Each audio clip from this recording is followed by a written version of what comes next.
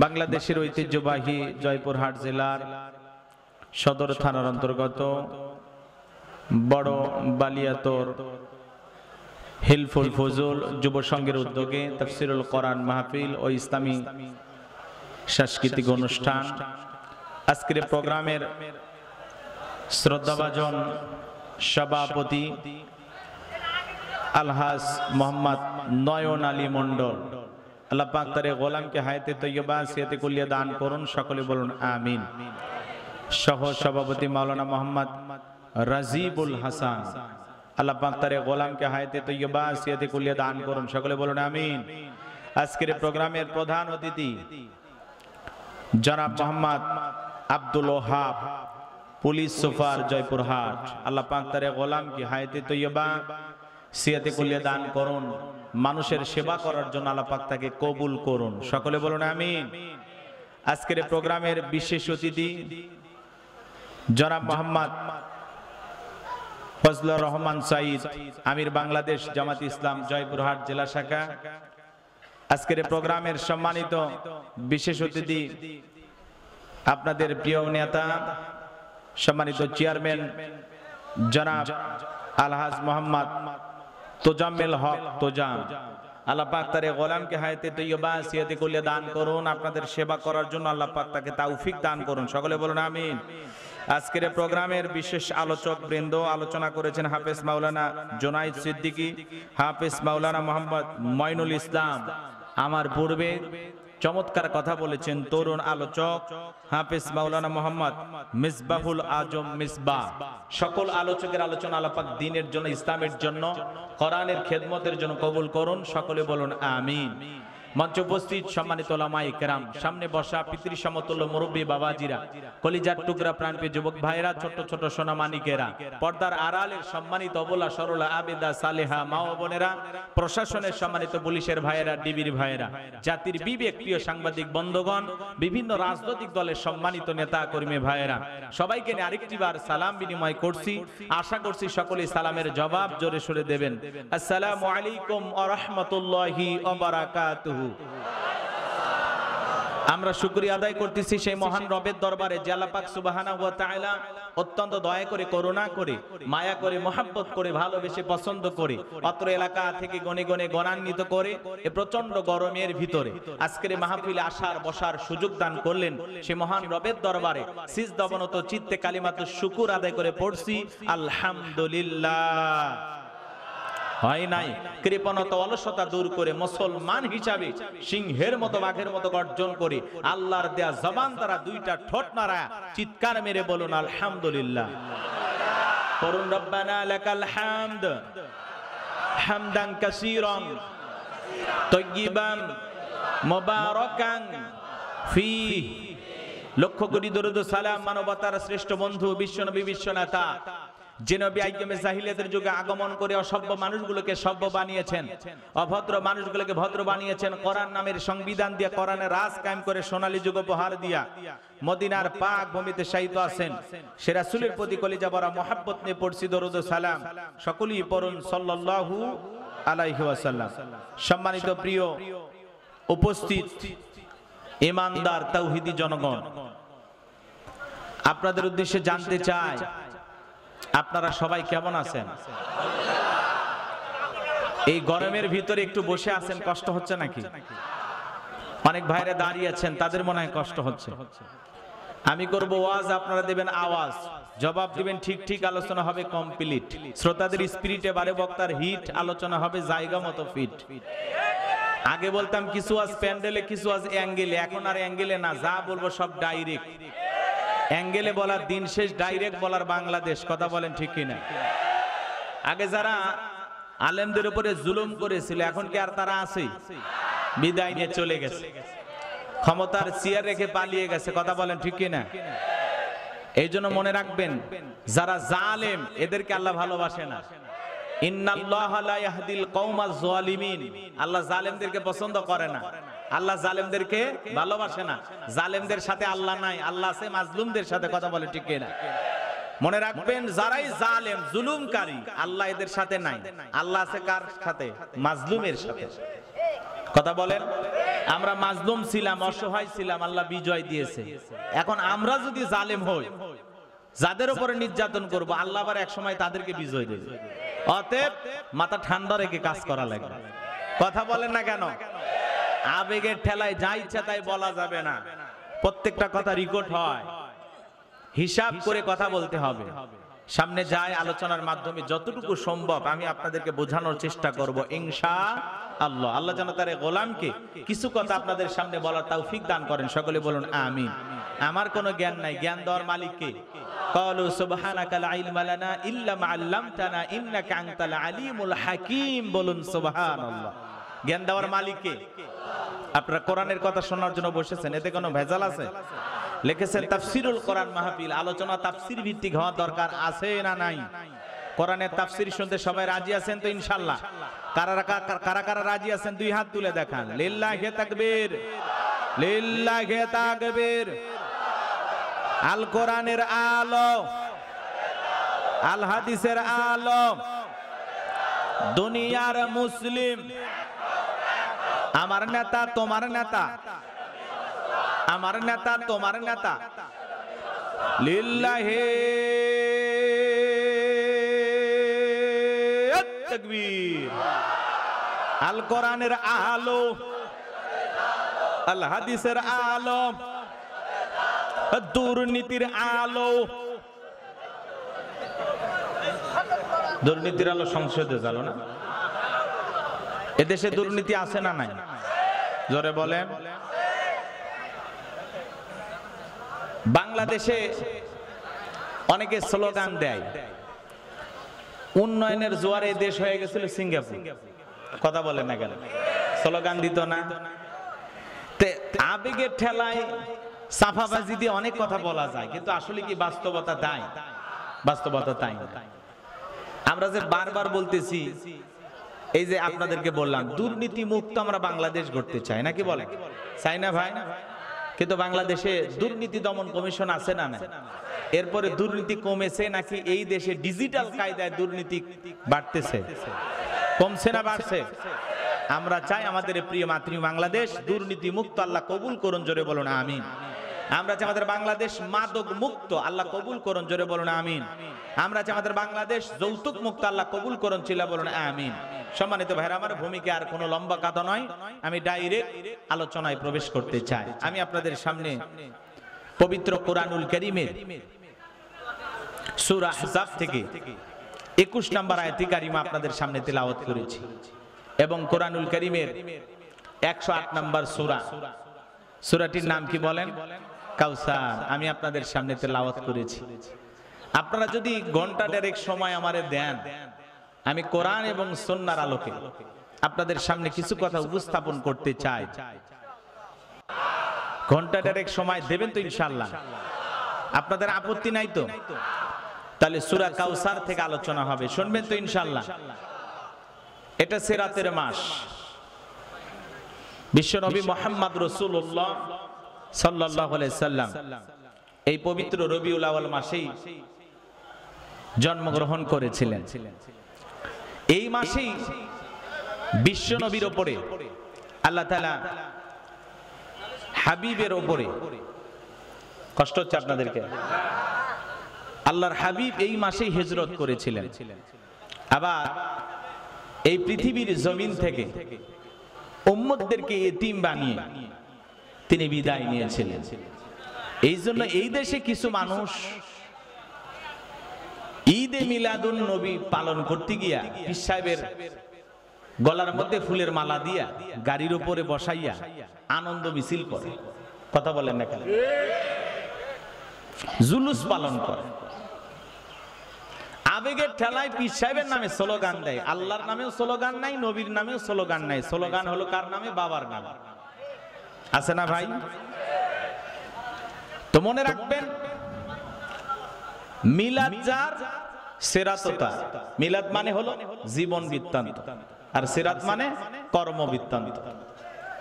এগুলো নিয়ে অতিরঞ্জিত কিছু করা যাবে না, বাড়াবাড়ি করার কোনো সুযোগ নাই। কথা বলেন না কেন?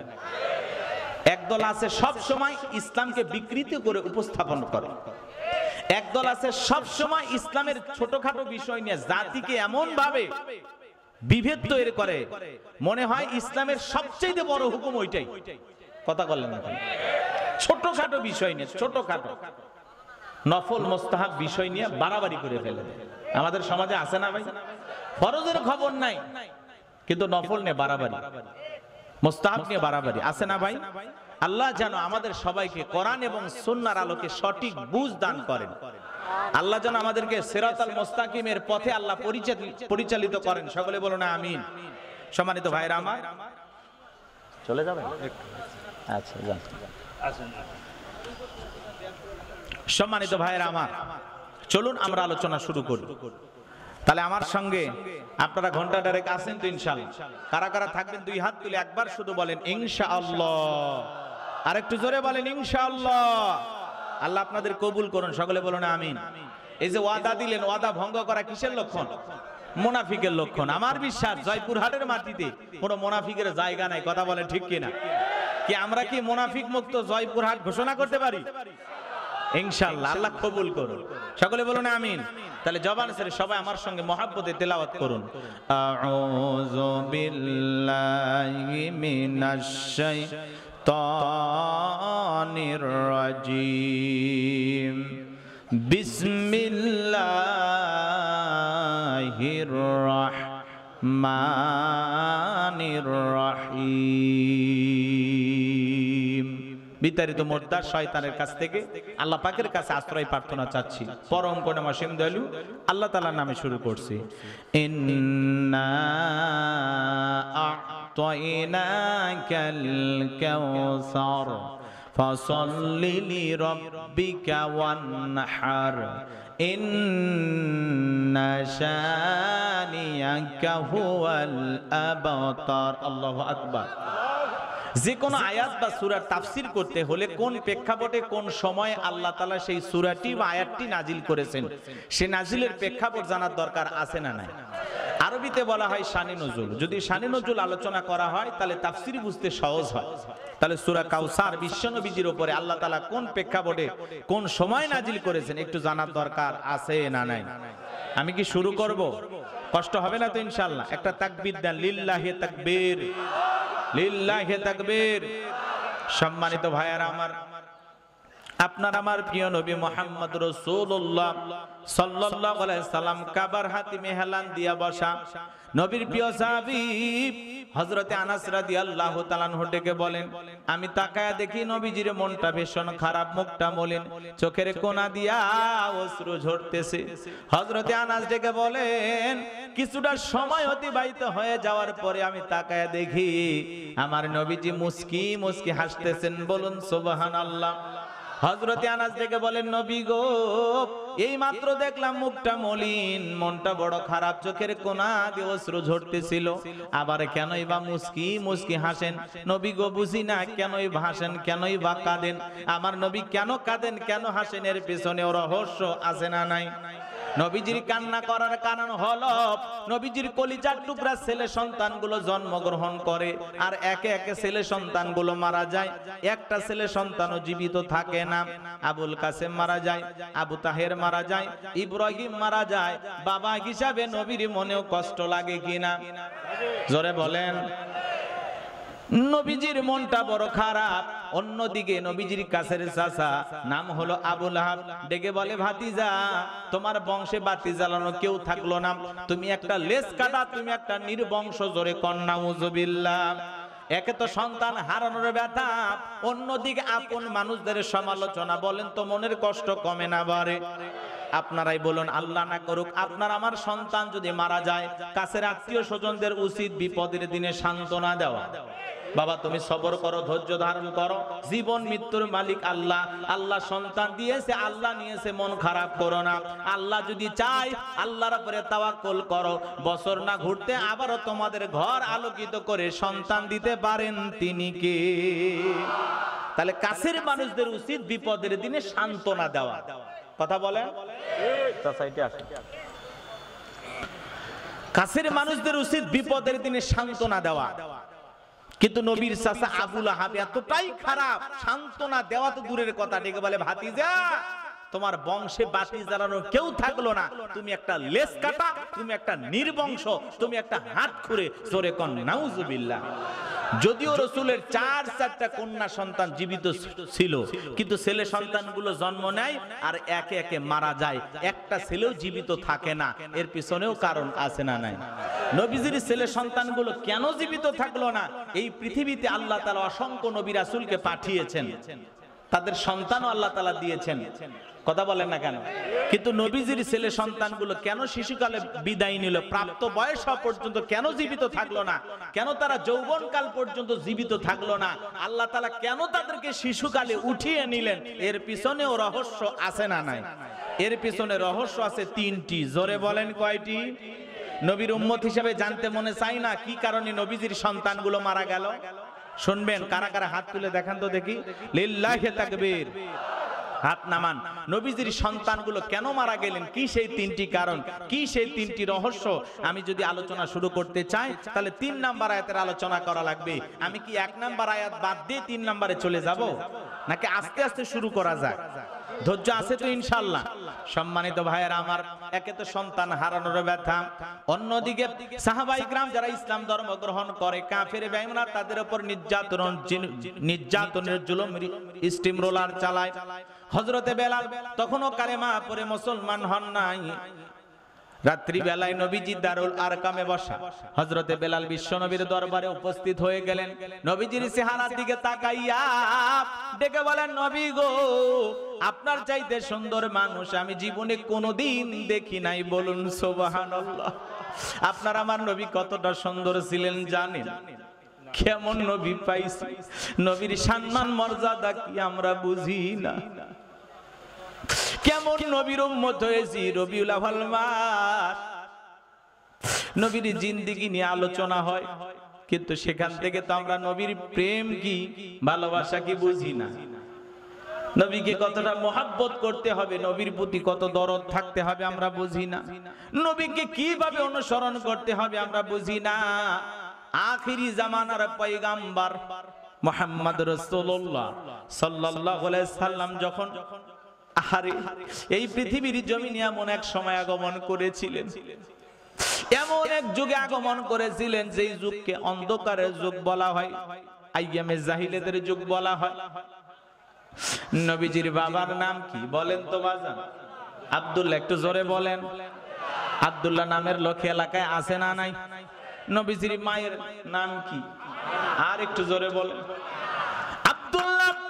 আমিনার বিবাহ হওয়ার পরে বিশ্ব নবী যখন মায়ের গর্ভে,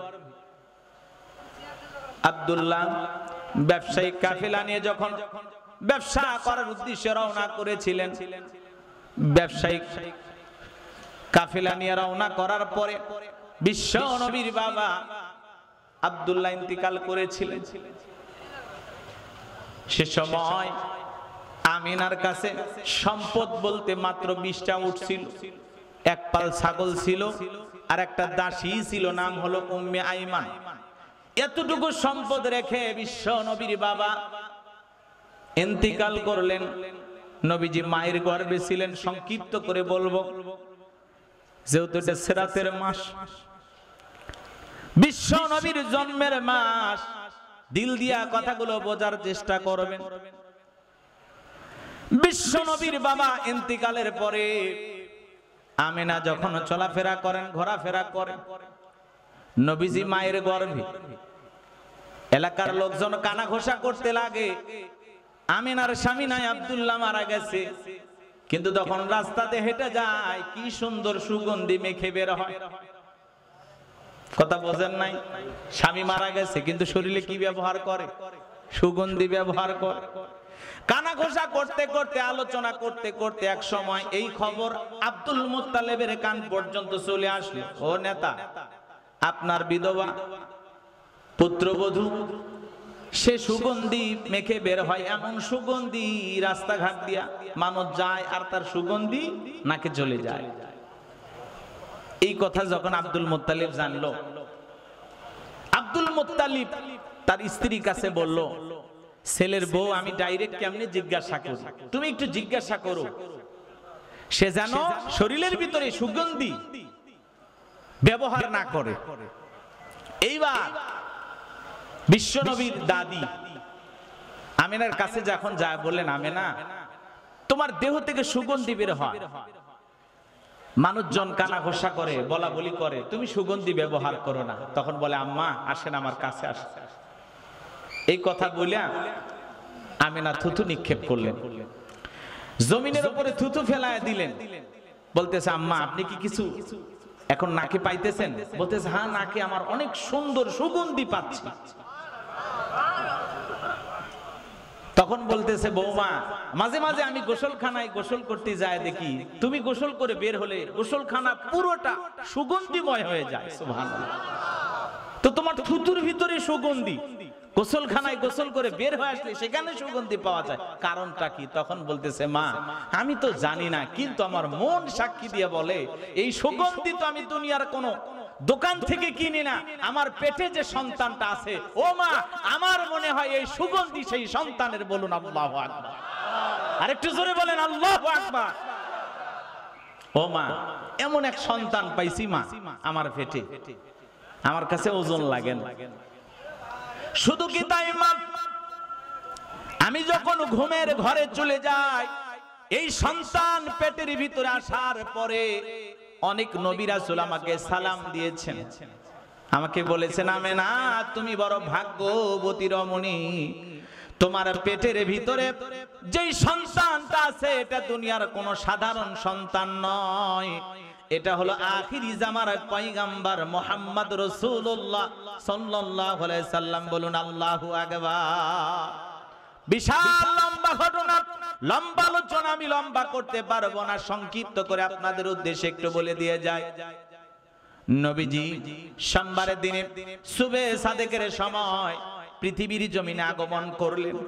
সন্তান দুনিয়াতে আসে, মায়ের নারের সাথে সন্তানের নাল লাগানো থাকে, কিন্তু নবীজি মায়ের গর্ভ থেকে দুনিয়াতে আসলেন এমন সুন্দর পরিপাটি অবস্থায়, নবীজির মায়ের পেটের সাথে তার নার লাগা ছিল না, কে যেন কেটে দিয়েছে। সুবহানাল্লাহ বলেন।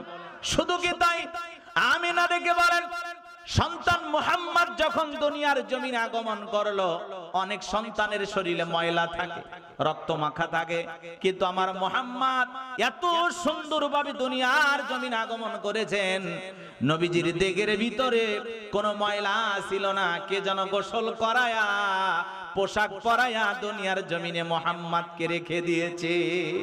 আল্লাহু আকবার বলেন। পোশাক পরিহিত অবস্থায় বিশ্ব নবী মুহাম্মদ রাসূলুল্লাহ সাল্লাল্লাহু আলাইহি সাল্লাম দুনিয়ার জমিনে আগমন করেছেন। বলেন সুবহানাল্লাহ। সম্মানিত ভাইরা আমার, লম্বা ঘটনা সংক্ষিপ্ত করে আপনাদেরকে একটু শোনায়া দিয়ে যায়। আব্দুল মুত্তালিব অপেক্ষা করতেছে, বৌমা কই আমার নাতি, আমার কোলে দাও। সংক্ষিপ্ত কথা বলে দিয়ে যায় বাজান, নবী মুহাম্মদ রাসূলুল্লাহ সাল্লাল্লাহু আলাইহি সাল্লামকে আব্দুল মুত্তালিব কোলে তুলে নিলেন। মক্কা নগরীর নিয়ম ছিল, তাদের সন্তান হলে এলাকায় সমস্যা হওয়ার কারণে, রোগ বালা মুসিবত হওয়ার কারণে, নানা জটিলতা থাকার কারণে মক্কা নগরীর মানুষেরা তাদের সন্তানদেরকে লালন পালন করার জন্য শহর থেকে কিছু কিলোমিটার দূরে দূরে সন্তানকে পাঠায়া দিতেন। সন্তান নেওয়ার জন্য বিভিন্ন এলাকা থেকে মানুষ ছুটে আসছে। নবী মুহাম্মদ রাসূলুল্লাহ সাল্লাল্লাহু আলাইহি সাল্লামকে নেওয়ার জন্য একজন মহিলা এসেছিলেন। নাম কি বলেন? হালিমাতুস সাদিয়া, ভাগ্যবতী রমণী। অনেকে সন্তান পাইলেন, কিন্তু হালিমাতুস সাদিয়া সন্তান পাইলেন না।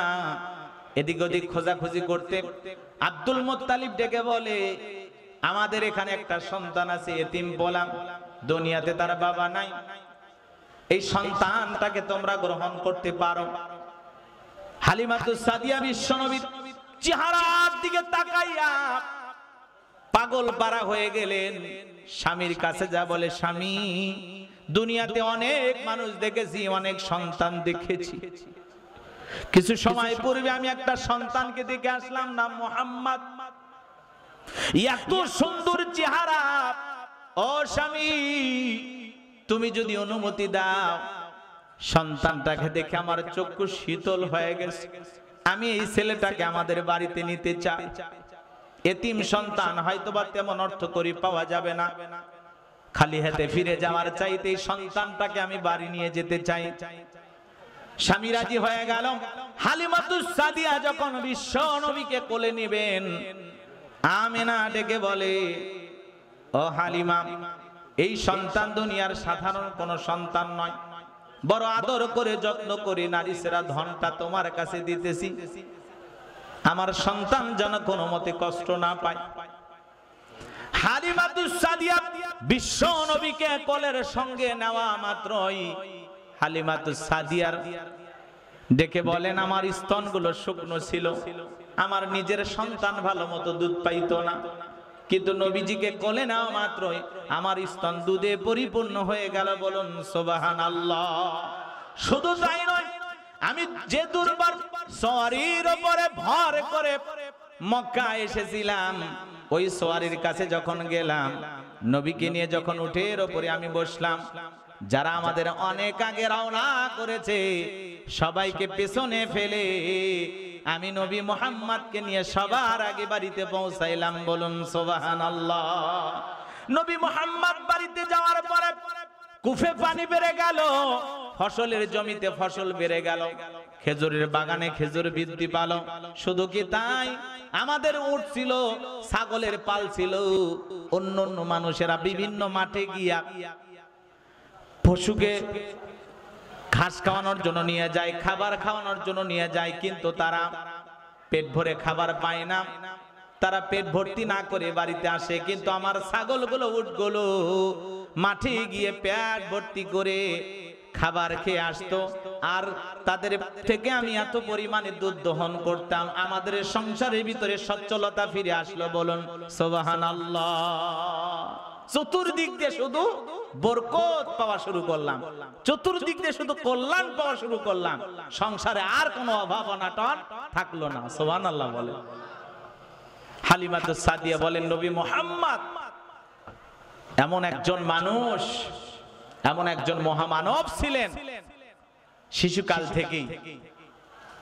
হালিমাতুস সাদিয়া বলেন, আমার স্তনে ডান পাশের দুধ নবী মুহাম্মদ পান করতেন, আমি মাঝে মাঝে বাম পাশের স্তনে তার মুখ লাগানোর চেষ্টা করতাম, কিন্তু নবী মুহাম্মদ তার দুধ ভাইয়ের হক নষ্ট করেন নাই, কখনো ভুল করেও তিনি বাম স্তনে দুধ পান করেনি। বলুন সুবহানাল্লাহ। কারণ তিনি এসেছেন পৃথিবীতে মানুষের অধিকার প্রতিষ্ঠিত করার জন্য। এমনিতে ইউটিউব, ইন্টারনেটে, সোশ্যাল মিডিয়ার যুগে সন্তানদেরকে ঘরে আবদ্ধ করে রাখা কঠিন হয়ে গেছে, কথা বলে ঠিক না?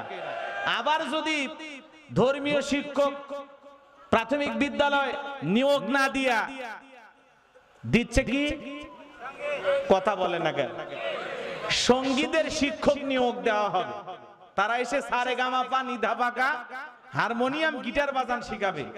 আমাদের কমলমতি ছোট্ট ছোট্ট কলিজার টুকরা সন্তানদের ভবিষ্যৎ নিয়ে যদি কেউ খেলতে চায়, তাদের পাপ দাঁত ভাঙা জবাব দেওয়ার জন্য এদেশের মানুষকে প্রস্তুত থাকতে হবে।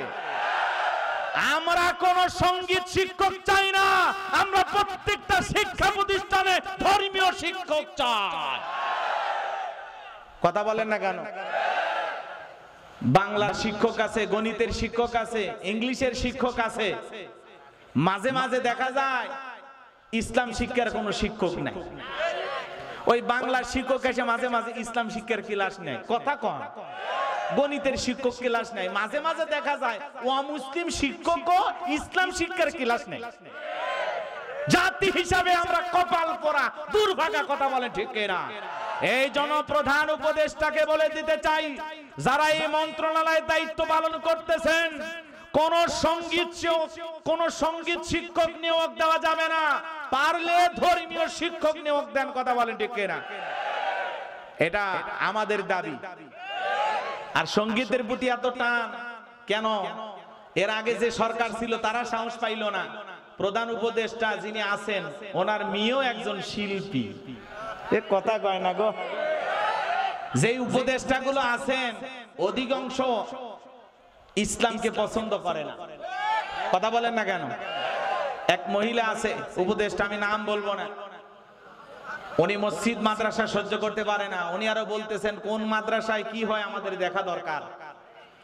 ওনারাই আবার পতিতাদের জন্য কয়েক কোটি টাকা বরাদ্দ দিয়েছে, কথা বলেন না কেন? পতিতাদের জন্য বরাদ্দ দিয়েছে, এটা ভালো কাজ না খারাপ কাজ?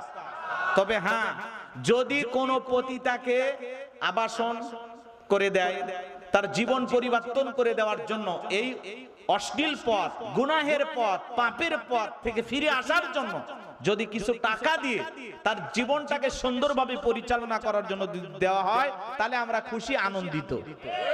কিন্তু যদি এদেশের অশ্লীল কাজ করার জন্য তাদেরকে উল্টো টাকা দিয়ে আরো গুনাহের দিকে যদি ধাপিত করেন, এই টাকা দেশের জনগণের টাকা, প্রত্যেকটা টাকার হিসাব বাংলাদেশের মানুষের কাছে একদিন দিতে হবে, কথা বলে ঠিক না? তাহলে আপনারা কি চান গানের শিক্ষক নিয়োগ হোক? আমাদের সন্তানদেরকে গান শেখানো দরকার আছে না কোরআন সুন্নাহ শেখানোর দরকার আছে? হ্যাঁ, সন্তানদেরকে মানুষ বানাইতে হবে। আল্লাহর হাবিবের কাছে আল্লাহ তাআলা সর্বপ্রথম যে ওহী নাজিল করেছেন, ইকরা বিসমি রাব্বিকাল্লাযী খলাক, পড়ো তোমার রবের নামে যিনি তোমাদেরকে সৃষ্টি করেছেন।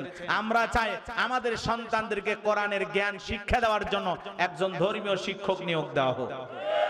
ধর্ম শিক্ষক নিয়োগ দেন, তা না দিয়া গানের, ওরে শয়তান, কথা বলেন না কেন? কি বলেন? আমাদের ঘরে ঘরে কি গানের শিল্পীর অভাব আছে?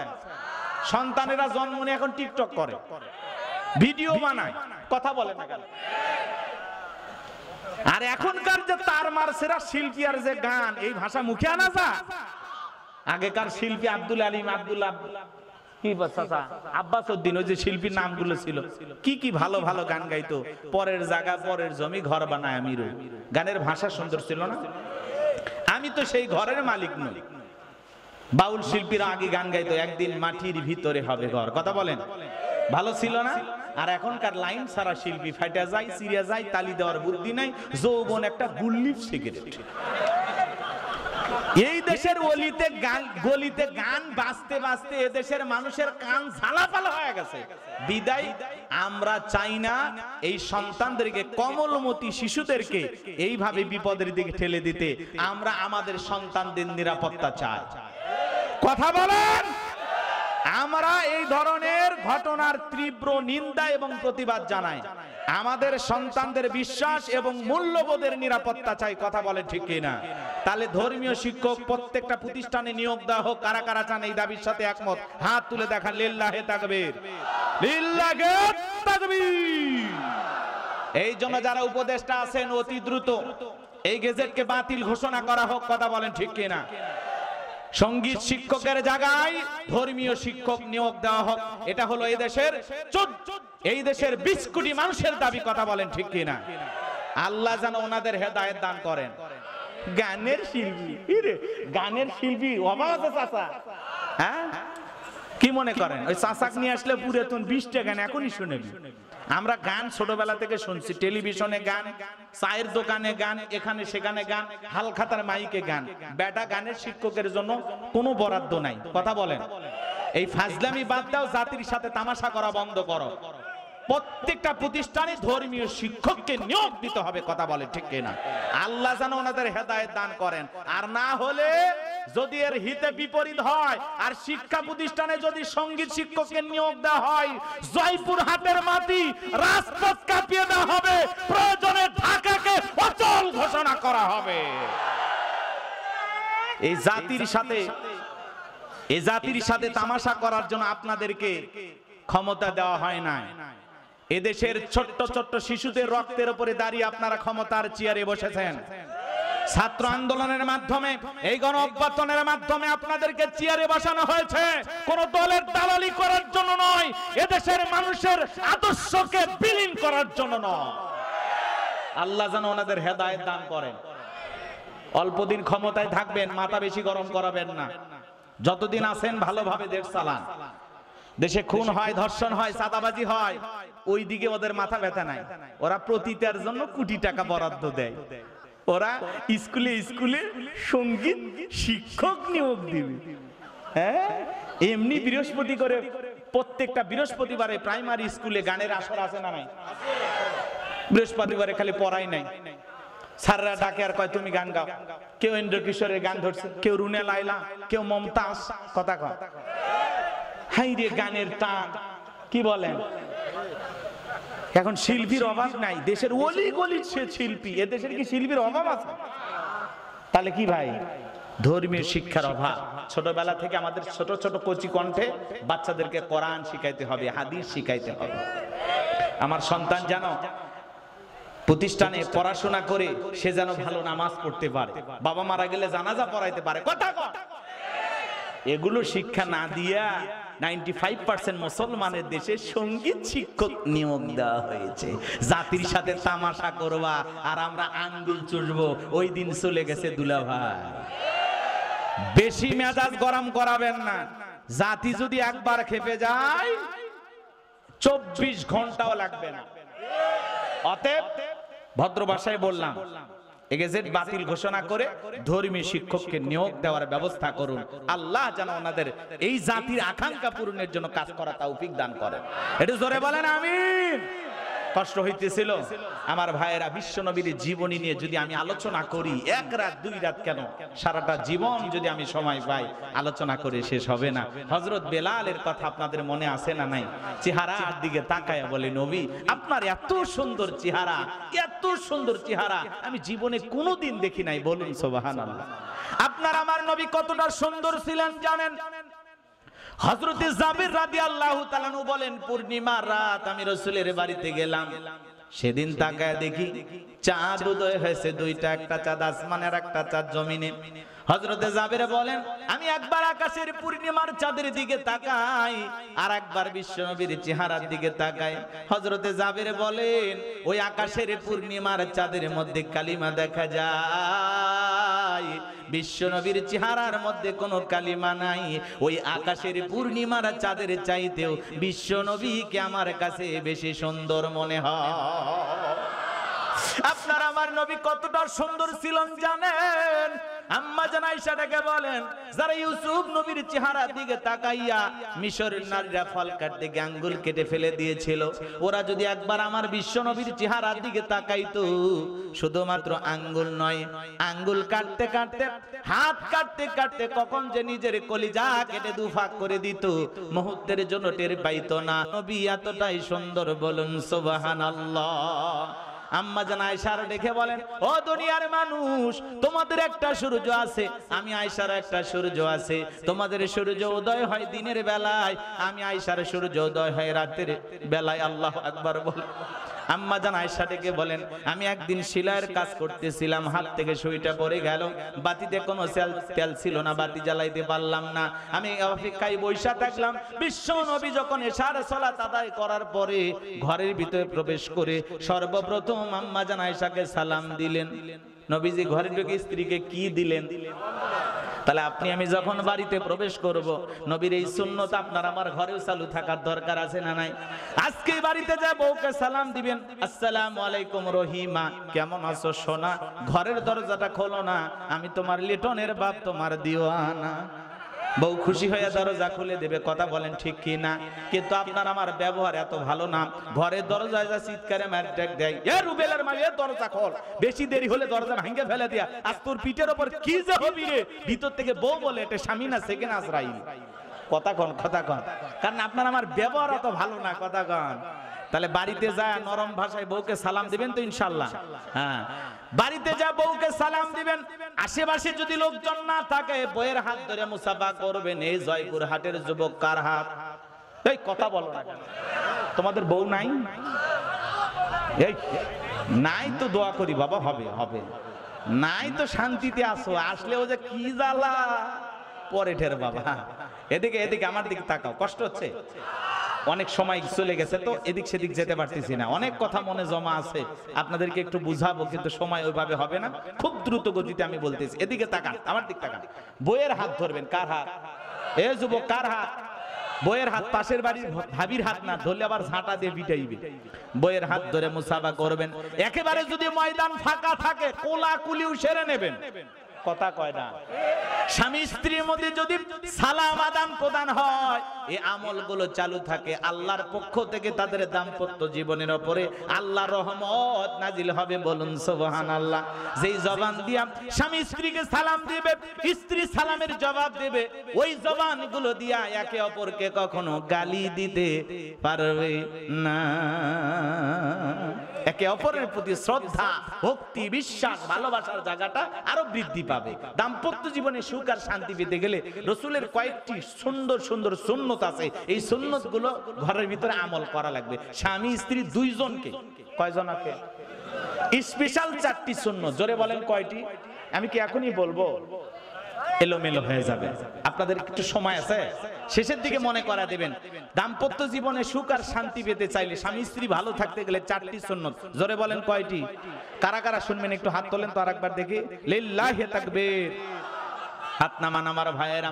আমি যে কথা বলতে চাচ্ছিলাম, আম্মা জান আয়েশা ডেকে বলেন, নবীজি সালাম দিয়ে যখন ঘরের ভিতরে প্রবেশ করলেন, নবীজির চেহারার আলোতে সুইটা কই পড়ে আছে আমি পরিষ্কার দেখতে পেয়েছি। বলুন সুবহানাল্লাহ। আপনার আমার নবী কতটা সুন্দর ছিলেন জানেন? কেমন দামি নবী পাইছি, নবীর সম্মান মর্যাদা কত। এক জায়গায় যা বললাম, ভাই বলেন তো আমাদের নবীর নাম কি? বলে হুজুর আব্দুল কাদের জিলানী। পীর সাহেবের নাম মুখস্থ আছে কপাল পরে, নবীর নামটা বলতে পারে না। নবীজি যখন হেঁটে যেতেন, আসমানের এক খণ্ড মেঘ এসে নবীকে ছায়া প্রদান করতেন। নবীজি যেই পথ দিয়ে হেঁটে যাইতেন সুগন্ধি পাওয়া যাইতো। নবীজি ওযু করলে নবীজির ওযুর পানি দিয়ে সুগন্ধি বের হইতো। নবীজি থুতু নিক্ষেপ করলে সেখান থেকে সুগন্ধি বের হইতো। নবীজি যখন ঘেমে যেতেন, আম্মা জানেরা নবীজির দেগের ঘামগুলো শিশির ভিতরে জমা রাখতেন। বিশেষ দিনে নবীজির দেগের ঘামগুলো সুগন্ধি হিসাবে তারা ব্যবহার করতেন। কেমন নবী পাইছি, যে নবী আসমানের চাঁদের দিকে ইশারা করলে চাঁদ 2 টুকরো হয়ে যায়। সুবহানাল্লাহ বলেন, একটু জোরে বলেন সুবহানাল্লাহ।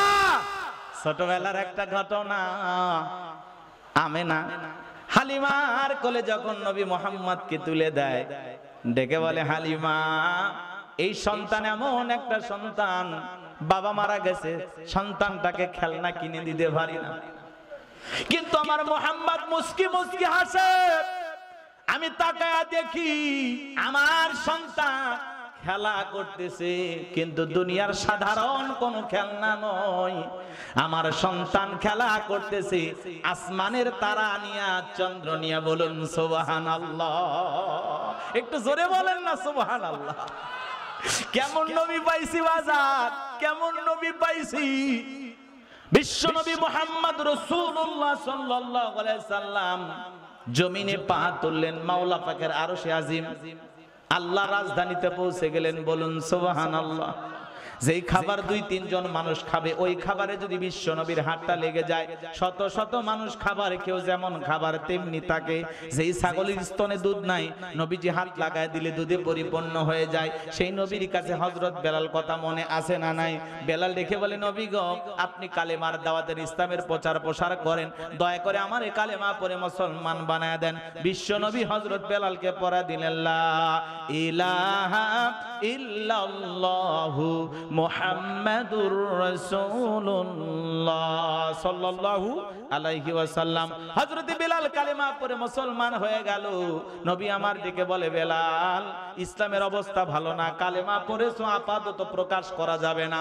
আপনারা বলেন তো বাজান, ইসলামের অবস্থা কি সব সময় ভালো থাকে? আজও তাম পৃথিবীর দিকে তাকায় দেখেন, তাম পৃথিবীর জালেম আর বেঈমানের ঐক্যবদ্ধ হয়েছে ইসলাম আর মুসলমানকে মুছে ফেলার জন্য।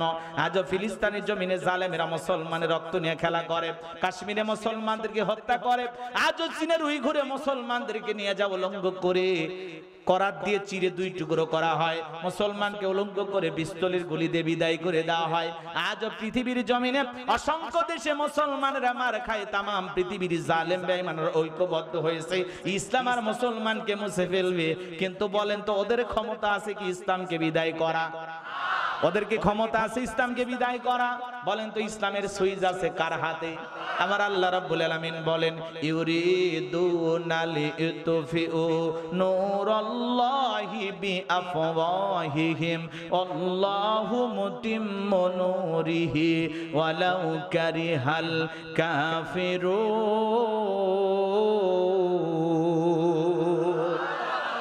সূরা সফের 8 নম্বর আয়াতে আল্লাহ রাব্বুল আলামিন জানিয়ে দিলেন কাফিররা চাই মুখের ফুৎকারে দ্বীনের আলোকে ইসলামের আলোকে নিভায়া দিতে। আমার আল্লাহ ডেকে বলেন আল্লাহু মুতিম্মু নূরিহি, এই জমিনে দ্বীনের আলোকে ইসলামের আলোকে কোরআনের আলোকে আমি আল্লাহ রাব্বুল আলামিন প্রতিষ্ঠিত করেই ছাড়ব, আমি আমার নূরকে উদ্ভাসিত করেই ছাড়ব। যদিও কাফির বেঈমানদের অন্তরে যত ধরনের জ্বালা যন্ত্রণা হোক না কেন, তাহলে পৃথিবীর জমিনে ইসলাম আছে, টিকে থাকবে কিয়ামত পর্যন্ত। জালেমেরা ষড়যন্ত্র করে বিদায় করতে পারবে না। মনে রাখবেন যারা জুলুম করবে জালেমদেরকে বিদায় নিতে হবে। কথা বলেন। এদেশে যারা মুসলমানের রক্ত নিয়ে খেলা করেছিল, নিরপরাধ আলেমদেরকে ফাঁসির দড়িতে ঝুলিয়েছিল, মিথ্যা মামলা হামলা দিয়া এদেশের হাজার হাজার মানুষকে মামলা দিয়া জীবনে কোনোদিন একটা গাড়িতে ঢেল মারে নাই, গাড়ি পোড়ানোর মামলা দিয়েছিল। যারা এই দেশের ঘর থেকে হাজার হাজার মানুষকে জেলখানায় বন্দী করেছিল, বলেন তো বাজান, যারা শাপলা চত্বরে আলেমদেরকে হাফিজদেরকে হত্যা করেছিল, ছাত্র আন্দোলনের সময় নিষ্পাপ শিশু থেকে বৃদ্ধ পর্যন্ত প্রায় 2000-এর বেশি মানুষকে যারা হত্যা করেছিল, আজকে কি তারা ক্ষমতার চেয়ারে আছে? তার মানে কি বুঝলেন? জালেমদের জুলুম যখন বেড়ে যায়, পতন তখন নিকটে চলে আসে। কথা বলে। ক্ষমতার চেয়ার রেখে পালে গেছে, এগুলো বললে অনেকে আবার বলে হুজুর 1 বছর আগে পুরাতন পেশাল পায়রা লাভ কি? মাঝে মাঝে নাড়া না দিলে আপনারা ভুলে যাবেন, কারণ আমরা বাঙালি, ভুলে যাওয়ার স্বভাব আমাদের বেশি। মাঝে মাঝে নাড়া দেওয়া লাগবে। মুখ দিয়ে বলেছিল পালাবো না, হারাবো না, পালায় যায় নাই। কোরআনের পাকে আল্লামা সাইদি হুজুর বলেছিল 12 কোটিতে গাছের গোড়া নাড়া দিবে, মামু বাড়ি দিল্লি গিয়ে পড়বা। কি বলেন, মিলে যায় নাই? সত্যি ভারতে গেছে। আমাদেরকে বলা হয় পাকিস্তানের রাজাকার, আমরা নাকি পাকিস্তান বন্দী। যাদেরকে পাকিস্তানের রাজাকার, পাকিস্তানের দালাল বলা হয়, এরা কেউ পাকিস্তানে যায় নাই। যারা ভারতের দালাল, ভারতের গোলাম, ওরা ঠিকই ভারতে গেছে। দেখেন ক্ষমতার চেয়ার থেকে পালিয়ে গেছে, পালিয়ে গেছে। আছে বুবু, আছে বুবু নাই। মাঝে মাঝে অনেকে স্লোগান দেয়, বুবু আবার আসছে, বাংলাদেশ আসছে। কি স্লোগান আসিচ্ছে বলে? আচ্ছা যারা পালিয়ে যায় এরা আসে, কথা কন। উনি কি ইচ্ছে করে পালাইছে? পালাইতে বাধ্য হয়েছে। কথা বলেন না কেন? তবে হ্যাঁ, মাঝে মাঝে অনেকে বলে হুজুর উনি আবার আসবে, আসতেছে। আমরা বলতেছি শোনেন, মেয়ে মানুষ কতদিন আর বাইরে থাকে? দেশের মেয়ে দেশে ফেরত আসে, এটা আমরা চাই। বিধবা মানুষ মায়াও লাগে, কথা কয়। হ্যাঁ, আসুক, এ দেশে আসুক, কথা কয় না কেন? কিসে হ্যাঁ আসবে? তারপরে আমরা বারবার বলে আসতেছি, কথা কন না। উনি আবার মাঝে মাঝে ফোন দিয়া কিছু বিশ্বাস ফিরানোর চেষ্টা করে যে আমি দেশের খুব কাছে আছি, যখন তখন ঢুকে পড়তে পারে। মানে এমন ভাব দেখায় মনে হয় মঙ্গলবারে আসছে। হ্যাঁ, এরকম একটা ভাবসাব না, কিন্তু আসে না। আমরা তো বারবার বলি বুবু আইবা, তুমি আইবা গো, সেই দিন আইসা বুবু ক্ষমতা পাইবা না। ও বুবু আইবা, তুমি আইবা গো, সেই দিন আইসা বুবু চিয়ার পাইবা না। খোঁজ নাই বুবু কাদের কাকার, অবস্থা খারাপ দরবেশ বাবার, হাও নাঙ্কেল এখন সামনেও আসে না। নেতা কর্মী সব জেলের ভিতর, আমি আসি ডরের ওপর, কখন জানি আসে গ্রেপ্তারি পরোয়ানা। বুবু আইবা, তুমি আইবা গো, সেই দিন আইসা বুবু চিয়ার পাইবা না। ক্ষমতার চেয়ারে থাকা সহজ, কথা কন, কিন্তু ওই চেয়ার থেকে একবার নামে গেলে ওই চেয়ারে ওঠা। আর আমরা আগামীতে সিদ্ধান্ত নেব, আর যাই হোক কোন নারীকে এই দেশের প্রধানমন্ত্রী বানাবো না। আগামীতে এই দেশের প্রধানমন্ত্রী হবে পুরুষ। কারা কারা চান হাত তুলে দেখান। লিল্লাহে তাকবীর। হ্যাঁ, যেই দলেরই হোক পুরুষ হবে নেতা। হ্যাঁ, এই জায়গায় বিএনপির ভাইয়েরা আছেন, রাগ করতেছেন না। বেগম খালেদা জিয়ার কথা ভিন্ন। উনি দেশ ছেড়ে পালায়নি, উনি অসুস্থ হয়ে দেশে পড়েছিলেন, জেল খেটেছেন, এখনো দেশে আছেন, বাপের বেটি। ওই জন্য ওনাকে বলা হয় আপসহীন দেশ নেত্রী বেগম খালেদা জিয়া, যিনি বলেছেন এই দেশে আমার জন্ম, এই দেশে আমার মৃত্যু হবে। কথা বলে না কেন? ওনার হিসাবটা আলাদা। উনি নারী হলেও, কথা কন না কেন, সম্মানিত নামি দামি একজন নারী। ওনার প্রতি আমাদের শ্রদ্ধা সম্মান আছে, কারণ উনি আলেমদেরকে অনেক মহব্বত করেন। কথা বলেন। আর যিনি চলে গেছে নারী কোয়া যায়। রাগ করতেছেন, বিরক্ত হেন না ভাই, মন খারাপ করেন না, মনের মধ্যে অনেক দুঃখ। মনে রাখবেন, মেয়ে মানুষ যেখানে ঝামেলা সেখানে। দেখেন না, মাঝে মাঝে বইয়ের সাথে ঝগড়া হলে কি করে, 3 দিন রাগ করে ভাত খায় না, রাগ করে হাড়ি পাতিল ভেঙে ফেলে দেয়, স্বামী তুলে আছাড় মারে, রাগ করে বাপের বাড়ি চলে যায়। ওই জন্য তো রাগ করে 20 কোটি জনগণ রাখে পালিয়ে গেছে। কেন? এই দেশের জনগণের প্রতি মায়া ছিল না? পদত্যাগ করে জেলে যান, তাও দেশের মানুষ শান্তি পাইত। কেন চলে গেলেন এভাবে? রাগ করতেছেন আপনারা? আমার মন খারাপ করবেন না। এই জন্য মনে রাখবেন, জুলুম যখন বেড়ে যাবে, মনে রাখবেন বিজয়ের ঘন্টা যখন তখন বাজতে পারে। মুখ দিয়ে শুধু বলেছিল রাজাকার, ক্ষমতার চেয়ারে পুরে হয়ে গেছে সরকার। আগামীতে যারা মৌলবাদ বলবে, রাজাকারের ট্যাগ লাগাবে, সময় লাগবে না। এই জন্য বলবো, এই 16 বছর তারা নানান ভাবে আলেমদেরকে নিয়ে উল্টা পাল্টা কথা বলেছে। আগামীতে যারা আসবেন, আলেমদেরকে সম্মান দেওয়ার চেষ্টা করবেন, আলেমদেরকে মাইনাস করে আগামীতে বাংলাদেশে কোনো কিছু হতে দেয়া হবে না। চলেন ভাইরা আমার, লম্বা হবে, লম্বা করব না। মন খুলে কিছু কথা বললাম, সুযোগ তো বোঝেন নাই, 16 বছরের কাজ আদায় করতেছি। রাগ করতেছেন চাচা? চলবে একটা চল, জুতো করছিলেন একটা চল, আল্লাহু আকবার, চলবে চলবে। কি চাচা চলবে? ভালো লাগতেছে? মাশাআল্লাহ, যে হাসি মারছে গো। আমার ভাইরা দিল দিয়া কথাগুলো বোঝার চেষ্টা করেন। নবী দেখে বলে, বেলাল, ইসলামের অবস্থা কোন ভালো না, কালেমা পড়েছো, আপাতত প্রকাশ করা যাবে না। দেখেন নাই, ইমাম মজ্জিম পালে ফেলেছিল নির্বাচনের আগে, পাশে বিএনপির ভাই কি বলেন, বাদঝাড়ে ধানের খেতে, শ্বশুর বাড়িতে তালার উপর ছাদের উপর লুকে থাকা লাগছে। এই ইতিহাস ভুলে গেলে চলবে না, এত তাড়াতাড়ি ক্ষমা করে বুকে নেওয়া যাবে না। কি বলেন? তাহলে আবার ঘাড়ে ছেড়ে বসবে, ঘাড়ে ছেড়ে বসবে। আজকে ঢাকা শহরে ব্যানার নিয়ে মিছিল দেখছেন, মিছিল করতে স্যার এদিক ওদিক তাকাচ্ছে, মানে ওরা ভয় করে, বেশি তো বাড়াবার পারে না, বোঝেন না? 15-20 জন করে মিছিল করে, লাইভ করে। আর ওটা আবার যারা বোঝেননি, পূর্বের দলের উত্তরসূরি আছে, আলহামদুলিল্লাহ ঢাকায় বিশাল মিছিল, 20 জন মানুষ, সেটা বলে বিশাল মিছিল। তাহলে এটা কি, এটা কি? রাগ করতেছেন আপনারা? এগুলো নিয়ে হতাশ হবেন না, ভয়ের কোনো কারণ নাই। এত সহজ না, এত সহজ না। সময় অনেক ষড়যন্ত্র তো হচ্ছে, কোনোটা বাস্তবায়ন হচ্ছে। দেশের মানুষ সজাগ আছে, সজাগ। আপনারা যদি জায়গায় থাকেন, কেউ আমাদেরকে আর ধোকা দিয়ে বোকা বানাতে পারবে না, ইনশাআল্লাহ। জি, এ দেশ আমাদের, আমাদের কারো বাপ দাদার নামে লিখে দেওয়া হয়নি, কথা কয় না। এটি আমাদের, এ দেশ আমাদের, বাংলাদেশি আমরা, অরিজিনাল দেশি মাল। এ কথা কয় না গে? ভাগে কই যাব? লন্ডনে, বেগমপাড়া, কোথাও বাড়ি নাই, দেশে খাই দেশি মুরগি, দেশি ইনকাম, দেশেই থাকি। কথা কন, আমরা কি দেশি মাল, বাংলাদেশি মাল। এই কথা কন না গে? আর যারা বিদেশে, ওরা খালি বিদেশ থাকে, ভাগে যায়, পালিয়ে যায়। কথা কন, দেশে দেশি হলে দেশি। কি কি? দেশের চাল ভালো না, দেশি মাছ ভালো না, দেশি খাবার ভালো না, দেশি মুরগি ভালো না। দেশের জিনিসের একটা কদরই আলাদা। কথা বলেন, আল্লাহ আমাদের বুঝ দান করুন। আমার ভাইয়েরা, মন খারাপ করবেন না। নবীর কথা শোনার পরে বেলাল ডেকে বলে, নবী গো, আমার জীবনের কোনো দাম নাই, আমার মনে বোমায়কে বলেছিলাম উটদুম্বা ছাগল পেশাব পায়খানা করে দেয়, এই ঘরে থাকতে আমার বড় কষ্ট হয়।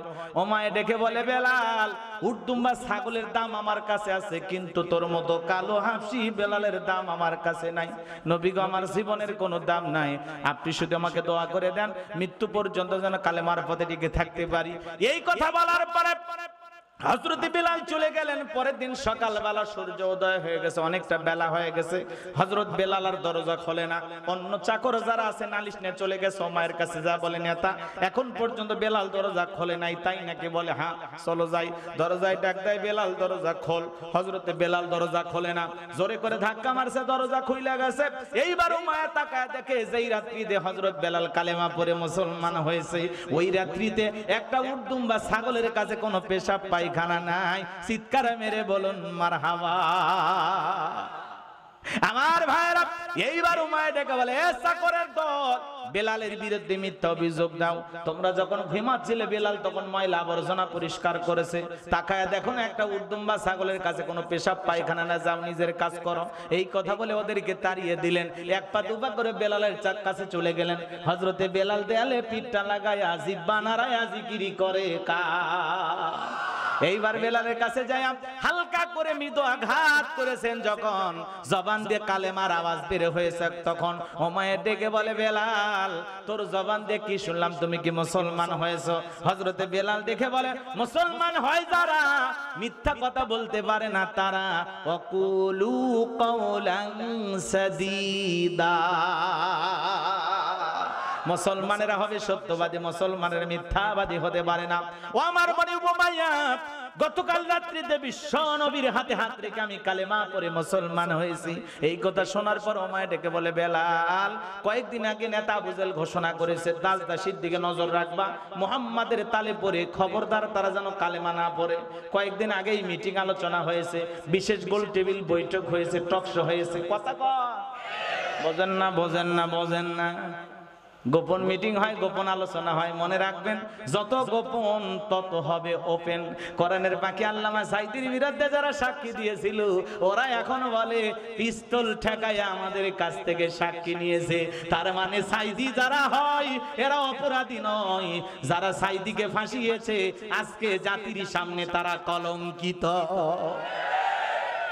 পিস্তল ঠেকিয়ে সাক্ষী নিয়েছে, বলে জীবনের ভয়ে জান বাঁচানোর তাগিদে আলেমের বিরুদ্ধে সাক্ষী দিছি। তার মানে এদেশের আলেমেরা কখনো ধর্ষণকারী হতে পারে না।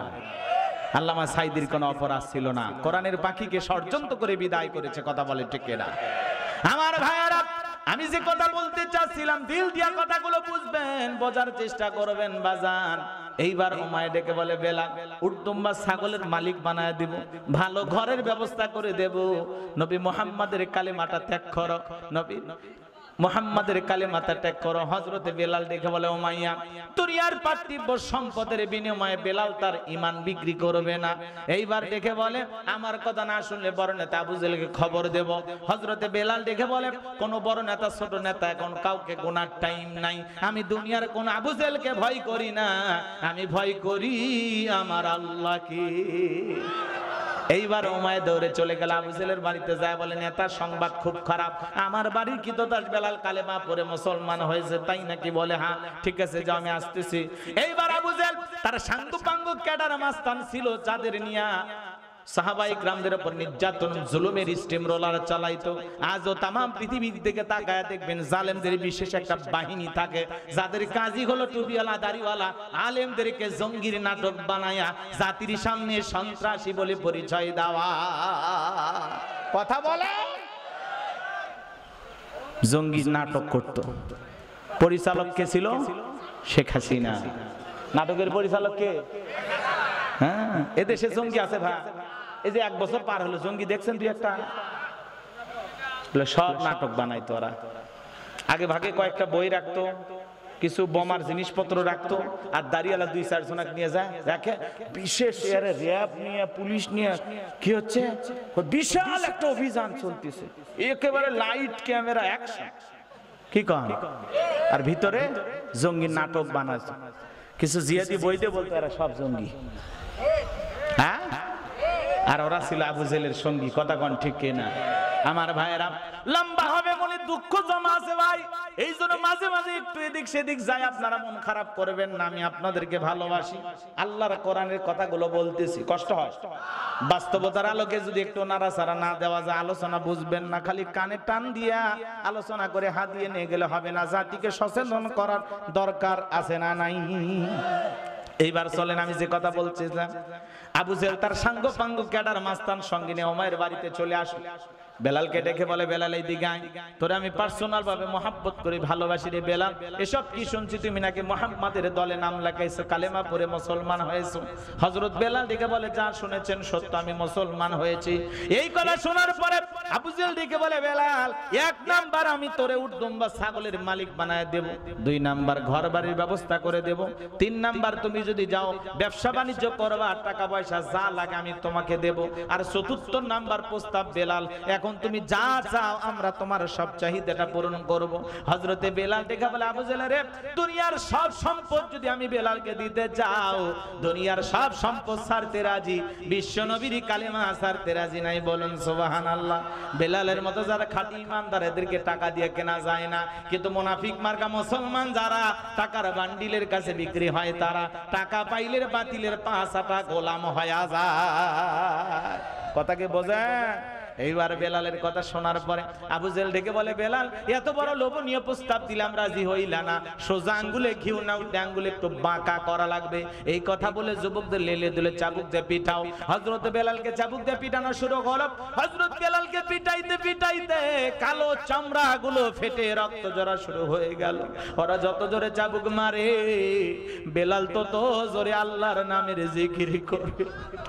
আবু জেহেল ডেকে বলে, বেলাল পিটাইতে পিটাইতে কালো চামড়া গুলো ফেটে রক্ত ঝরতেছে, তারপরও কি নবী মুহাম্মাদের কালেমা ছাড়বি না? হযরতে বেলাল ডেকে বলে, আবু জেহেল রে, এ আবু জেহেল, মারতে মারতে যদি আমাকে মেরেও ফেলে দাও, জীবনটা দিতে রাজি, কিন্তু বিশ্ব নবীর কালেমা ছাড়তে রাজি নাই। আল্লাহ, আর একটু জোরে বলেন আল্লাহু আকবার। এইবার আবু জেহেল ডেকে বলে, যুবকের দল, বেলালের পায়ে রশি লাগাও। হযরত বেলালের পায়ে রশি লাগায় উঠের পায়ের সঙ্গে বাঁধা হলো। আরবের উত্তপ্ত গরম বালিতে ছেঁচড়াইয়া ছেঁচড়ে ঘোরা হলো। আরবের বালিগুলো এত গরম, চাল দিলে মুড়ি হয়ে যাবে, এত উত্তপ্ত গরম বালি। হযরত বেলালকে ছেঁচড়াইয়া ছেঁচড়ে ঘোরা হলো। বাবলা গাছের কাঁটাগুলো জিহ্বার ভিতরে পেরেকের মতো মারা হলো। বিকেল বেলা নিয়ে এসে বলে, বেলাল চাবুক দিয়ে পিটাইলাম, পায়ে রশি লাগাই এনে ঘুরলাম রে বেলাল, এত নির্যাতন জুলুম করা হলো রে বেলাল, তবু কি নবী মুহাম্মাদের কালেমা ছাড়বি না?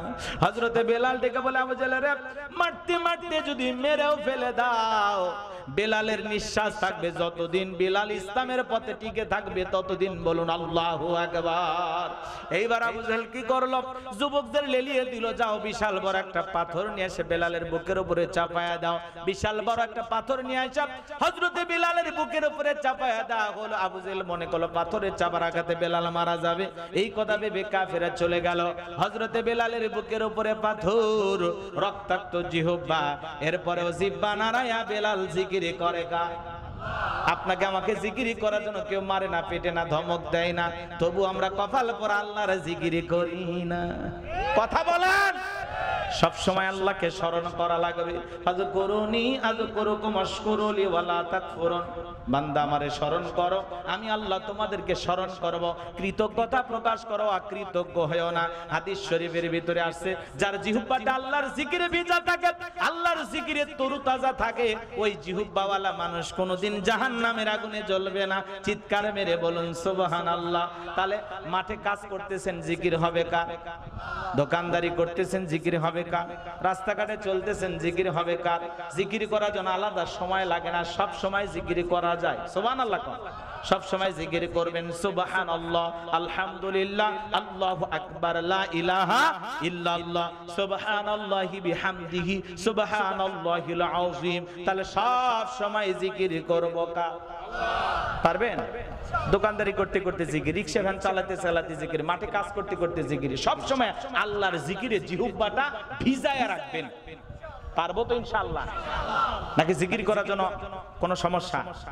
কোনো সমস্যা নাই, সব সময় আল্লাহর জিকির করবেন। আল্লাহ আমাদের জিকিরকারী বান্দা হিসেবে কবুল করুন।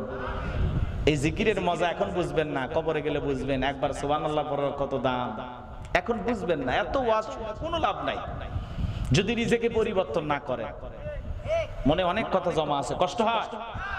আমার ভাইয়েরা, হযরত বেলাল রক্তাক্ত জিহ্বা বানিয়ে চোখের পানি ছেড়ে দিয়া আল্লাহর নামের জিকির করতেছেন আর ডেকে বলেন, আল্লাহ তুমি তো সেই আল্লাহ ইব্রাহিমের জন্য যদি নমরুদের আগুনকে ফুলের বাগান বানায় দিতে পারো, ও আল্লাহ তুমি কি পারো না আমি বেলালের বুকের পাথরটাকে তোলার মতো নরম বানায় দিতে? তোমার মতো মালিকের জিকির করতে বড় কষ্ট হয়, আল্লাহ তুমি কি পারো না বেলালের বুকের পাথরটাকে তুলার মতো নরম বানায় দিতে? হযরতে বেলাল দোয়া করতে দেরি, আসমানের মালিক আল্লাহ দোয়া কবুল করতে দেরি করে নাই। বেলালের বুকের পাথরটাকে আমার আল্লাহ তুলার মতো নরম বানিয়ে দিয়েছেন। বলুন সুবহানাল্লাহ। বেলালের নিঃশ্বাসের সাথে পাথর ওঠে আর নামে। সুবহানাল্লাহ। এইভাবে সাহাবায়ে কিরামদের উপরে জালেমেরা নির্যাতন জুলুম করত। সাহাবায়ে কিরামদের নির্যাতন জুলুমের ঘটনা যদি আমি বলতে চাই সারা রাত চলে যাবে, বাজার লম্বা হবে, লম্বা করার সুযোগ নাই। বেলালের উপর নির্যাতন জুলুমের কথা বিশ্ব নবীর কান পর্যন্ত যখন পৌঁছে গেল, নবী আমার আবু বকরকে ডেকে বলল, আবু বকর বেলালের কষ্টের কথা আমার আর সহ্য হয় না, যাও যাও তুমি আমার বেলালের জন্য একটা কিছু করো। হযরত আবু বকর সিদ্দিক রাদিয়াল্লাহু তাআলা আনহু কয়েক গুণ দাম বেশি দিয়া গোলামীর জীবন থেকে হযরত বেলালকে আজাদ করলেন, মুক্ত করলেন। বলুন আল্লাহু আকবার। এই যখন ইসলামের অবস্থা, একদিকে সন্তান হারানোর ব্যথা, অন্যদিকে সাহাবায়ে কিরামদের উপর নির্যাতন জুলুম, এই জন্য নবীজির মনটা ভীষণ খারাপ। নবীর যখন মন খারাপ, নবীকে সান্ত্বনা দেওয়ার দায়িত্ব কার? আর একটু জোরে বলেন। নবীর মন খারাপ, সান্ত্বনা দেবেন কে? আমার আল্লাহ ডেকে বলে, জিবরাইল আমার বন্ধুর মনটা হয়েছে ভারী, আমি আল্লাহ সইতে নাহি পারি। আমার বন্ধুর মা নাই, বাবা নাই, যা যা জিবরাইল যা, লাহু মাহফুজ থেকে সূরা কাউসার নিয়ে যা, আমার বন্ধুর উপরে নাজিল কর। বলুন আল্লাহু আকবার। হযরতে আনাস ডেকে বলেন, নবী এই মাত্র দেখলাম মনটা খারাপ, আবার কেনই বা মুস্কি মুস্কি হাসেন? আমার নবী তখন ডেকে বলে, আনাস আমার মনটা কেন খারাপ তোমরা জানো, কিন্তু আমার মুস্কি হাসি দেওয়ার কারণ এই মাত্র আসমান থেকে জিবরাইল এসে আমার উপরে সূরা কাউসার নাজিল করলো। বলুন সুবহানাল্লাহ। বিশ্ব নবী তখন সূরা কাউসার সাহাবায়ে কিরামদের সামনে তেলাওয়াত করে শুনিয়ে দিলেন। জবান ছেড়ে সবাই একটু মহব্বতে পড়ুন আমার সঙ্গে, বিসমিল্লাহির রহমানির রহিম, ইন্না আ'তাইনাকাল কাউসার ফাসাল্লি লিরাব্বিকা ওয়ানহার, ইন্না শানিয়াকা হুয়াল আবতার। আল্লাহু আকবার। আরেকটু জোরে বলেন আল্লাহু আকবার। আমার আল্লাহ রাব্বুল আলামিন জানিয়ে দিলেন, ইন্না আ'তাইনাকাল কাউসার, অবশ্যই আমি আল্লাহ পাক আপনাকে হাউজে কাউসার দান করেছি। এই পৃথিবীর অন্য কোন নবী রাসূলকে আল্লাহ তাআলা হাউজে কাউসার দান করেন নাই, আপনার আমার নবীকে হাউজে কাউসার গিফট করেছেন। তিনি কে? আল্লাহ বলেন, ইন্না আ'তাইনাকাল কাউসার, নিশ্চয়ই আমি আল্লাহ পাক আপনাকে হাউজে কাউসার দান করেছি। এই হাউজে কাউসারের পানি দুধের মতো সাদা, পানির মতো ক্লিয়ার, মধুর চাইতে মিষ্টি। সুবহানাল্লাহ বলেন। ওই কঠিন কিয়ামতের ময়দানে যেদিন বিচার দিবস কায়েম হয়ে যাবে, সূর্যটা সহাত মাথার উপরে চলে আসবে, জমিনটা হয়ে যাবে তামার জমিন, পাহাড় পর্বত নদী নালা খাল বিল বিল্ডিং আমারত কোনো কিছু থাকবে না। কুল্লু মান আলাইহা ফান, এই পৃথিবীর জমিনের সবকিছু আল্লাহ তাআলা ধ্বংস করে দেবেন। ওই কঠিন কিয়ামতের ময়দানে বেঈমানদের জিহ্বা নাভি পর্যন্ত ঝুলে আসবে, যেদিন মা তার সন্তানের পরিচয় দেবে না, ভাই ভাইকে চিনবে না। ইয়াউমা ইয়াফিরুল মারউ মিন আখি ওয়া উম্মিহি ওয়া আবি ওয়া সাহিবাতিহি ওয়া বানি, যেদিন ভাই ভাইয়ের কাছ থেকে পালিয়ে যাবে, মাতা পিতা সন্তানের কাছ থেকে পালিয়ে যাবে, সন্তানরা মাতা পিতার কাছ থেকে পালিয়ে যাবে, স্ত্রী স্বামীর কাছ থেকে পালিয়ে যাবে, স্বামী স্ত্রীর কাছ থেকে পালিয়ে যাবে। কঠিন কিয়ামতের ময়দানে কেউ কারো উপকার আসবে না। ওই কঠিন কিয়ামতের ময়দানে আল্লাহ আল্লাহর আরশের ছায়ার নিচে 7 শ্রেণীর মানুষকে আল্লাহ তাআলা ছায়া দান করবেন। এটা হলো কিয়ামতের ময়দানে আল্লাহর তৈরি করা ভিআইপি গ্যালারি। ভালো করে বোঝার চেষ্টা করবেন। মানুষ তখন পানি পানি বলে চিৎকার মারবে, দলে দলে মানুষ হাউজে কাউসারের পানি পান করার জন্য বিশ্ব নবীর দিকে রওনা করবেন। আল্লাহ তাআলা কিছু মানুষের চোখের সামনে পর্দার আবরণ তৈরি করে দেবেন। নবী তখন ডেকে বলবেন, আল্লাহ সংখ্যায় আমি আমার অনেক উম্মতকে দেখতে পাইলাম, কেন যেন সংখ্যাটা কমে গেল বুঝতে পারলাম না। আমার আল্লাহ তখন ডেকে বলে, বন্ধু পাইকারি দরে সবাইকে হাউজে কাউসারের পানি পান করাইতে পারবেন না। দুনিয়ার জীবনে 2টি অপরাধ করেছিল যারা, আজকে আপনার হাতে হাউজে কাউসারের পানি পাবে না তারা। কয়টা অপরাধ? জোরে বলেন কয়টা অপরাধ? শুনবেন কি সেই অপরাধ? হাত তোলেন তো বাজান, শুনবেন নাকি? লিল্লাহি তাকবীর, হাত নামান। আমার ভাইয়েরা, নবীজি হাউজে কাউসারের পেয়ালা নিয়ে দাঁড়িয়ে থাকবেন। এদিকে এদিকে খেয়াল করেন। হযরত আবু বকর সিদ্দিক রাদিয়াল্লাহু তাআলা আনহু পেয়ালাগুলো ভরায়া দিবেন, মাঝখানে দাঁড়িয়ে থাকবেন হযরত ওমর। হযরত ওমর বিশ্ব নবীর হাতে দিবেন, আর নবীজি তার আদরের উম্মতদেরকে খুঁজে খুঁজে কিয়ামতের ময়দানে হাউজে কাউসারে পানি পান করাবেন। নবীজির হাতে এক পেয়ালা হাউজে কাউসারের পানি যদি পান করতে পারেন, জান্নাতে ঢোকা পর্যন্ত আপনার আর তৃষ্ণা লাগবে না, তৃষ্ণা মিটে যাবে। বলুন সুবহানাল্লাহ। নবীজির হাতে কিয়ামতের ময়দানে কারা কারা হাউজে কাউসারে পানি পান করতে চান? হাত তুলে আমার আল্লাহকে দেখান। আল্লাহ তাকায়া দেখো, জয়পুরহাটের হাজার হাজার নারী পুরুষ নবীজির হাতে হাউজে কাউসারে পানি পান করতে চায়।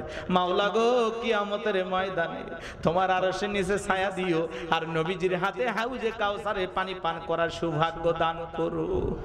আল্লাহ আমাদের সবাইকে নবীজির হাতে হাউজে কাউসারে পানি পান করার তৌফিক দান করুন। জোরে বলুন আমিন। আরেকটু জোরে বলুন আমিন।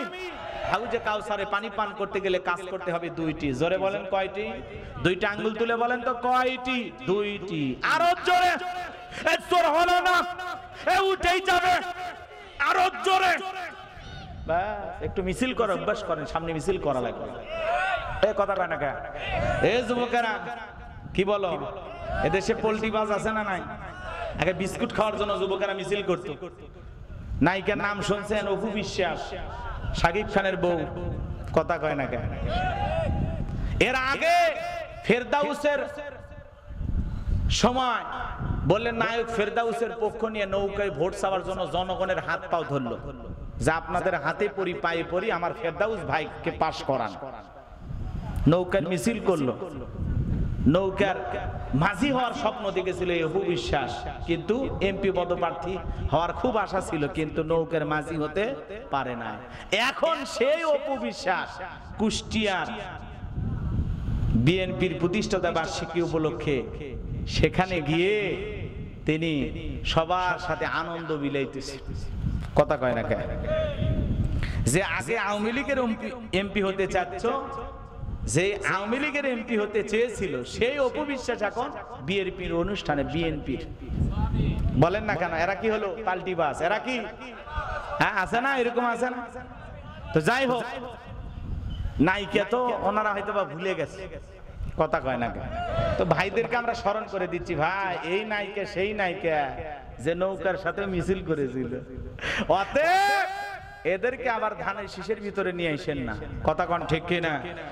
আল্লাহ বিএনপির ভাইদেরকে বুঝ দান করুক। নায়িকা নিয়ে এসে প্রতিষ্ঠাতা বার্ষিকী পালন না কইরা নিজেরা একটু দোয়া করেন আল্লাহর কাছে। কথা বলেন। নায়িকা নিয়ে এসে নাচ গান করে কি দলের কোনো লাভ হবে? আরো বদনাম হবে। কথা বলেন ঠিক কিনা? এই জন্য আপনারা যে নায়িকাকে নিয়ে আসছেন আওয়ামী লীগের দোসর ছিল। কথা কন। এদেরকে বেশি কাছে ঘেঁষাইন না। কথা কি বোঝা যায়?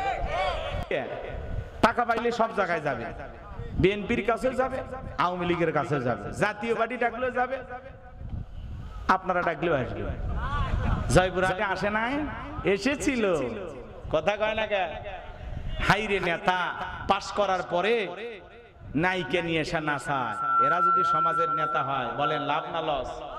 জাতিকে আরো ধ্বংস করবে। কথা বলেন ঠিক কিনা?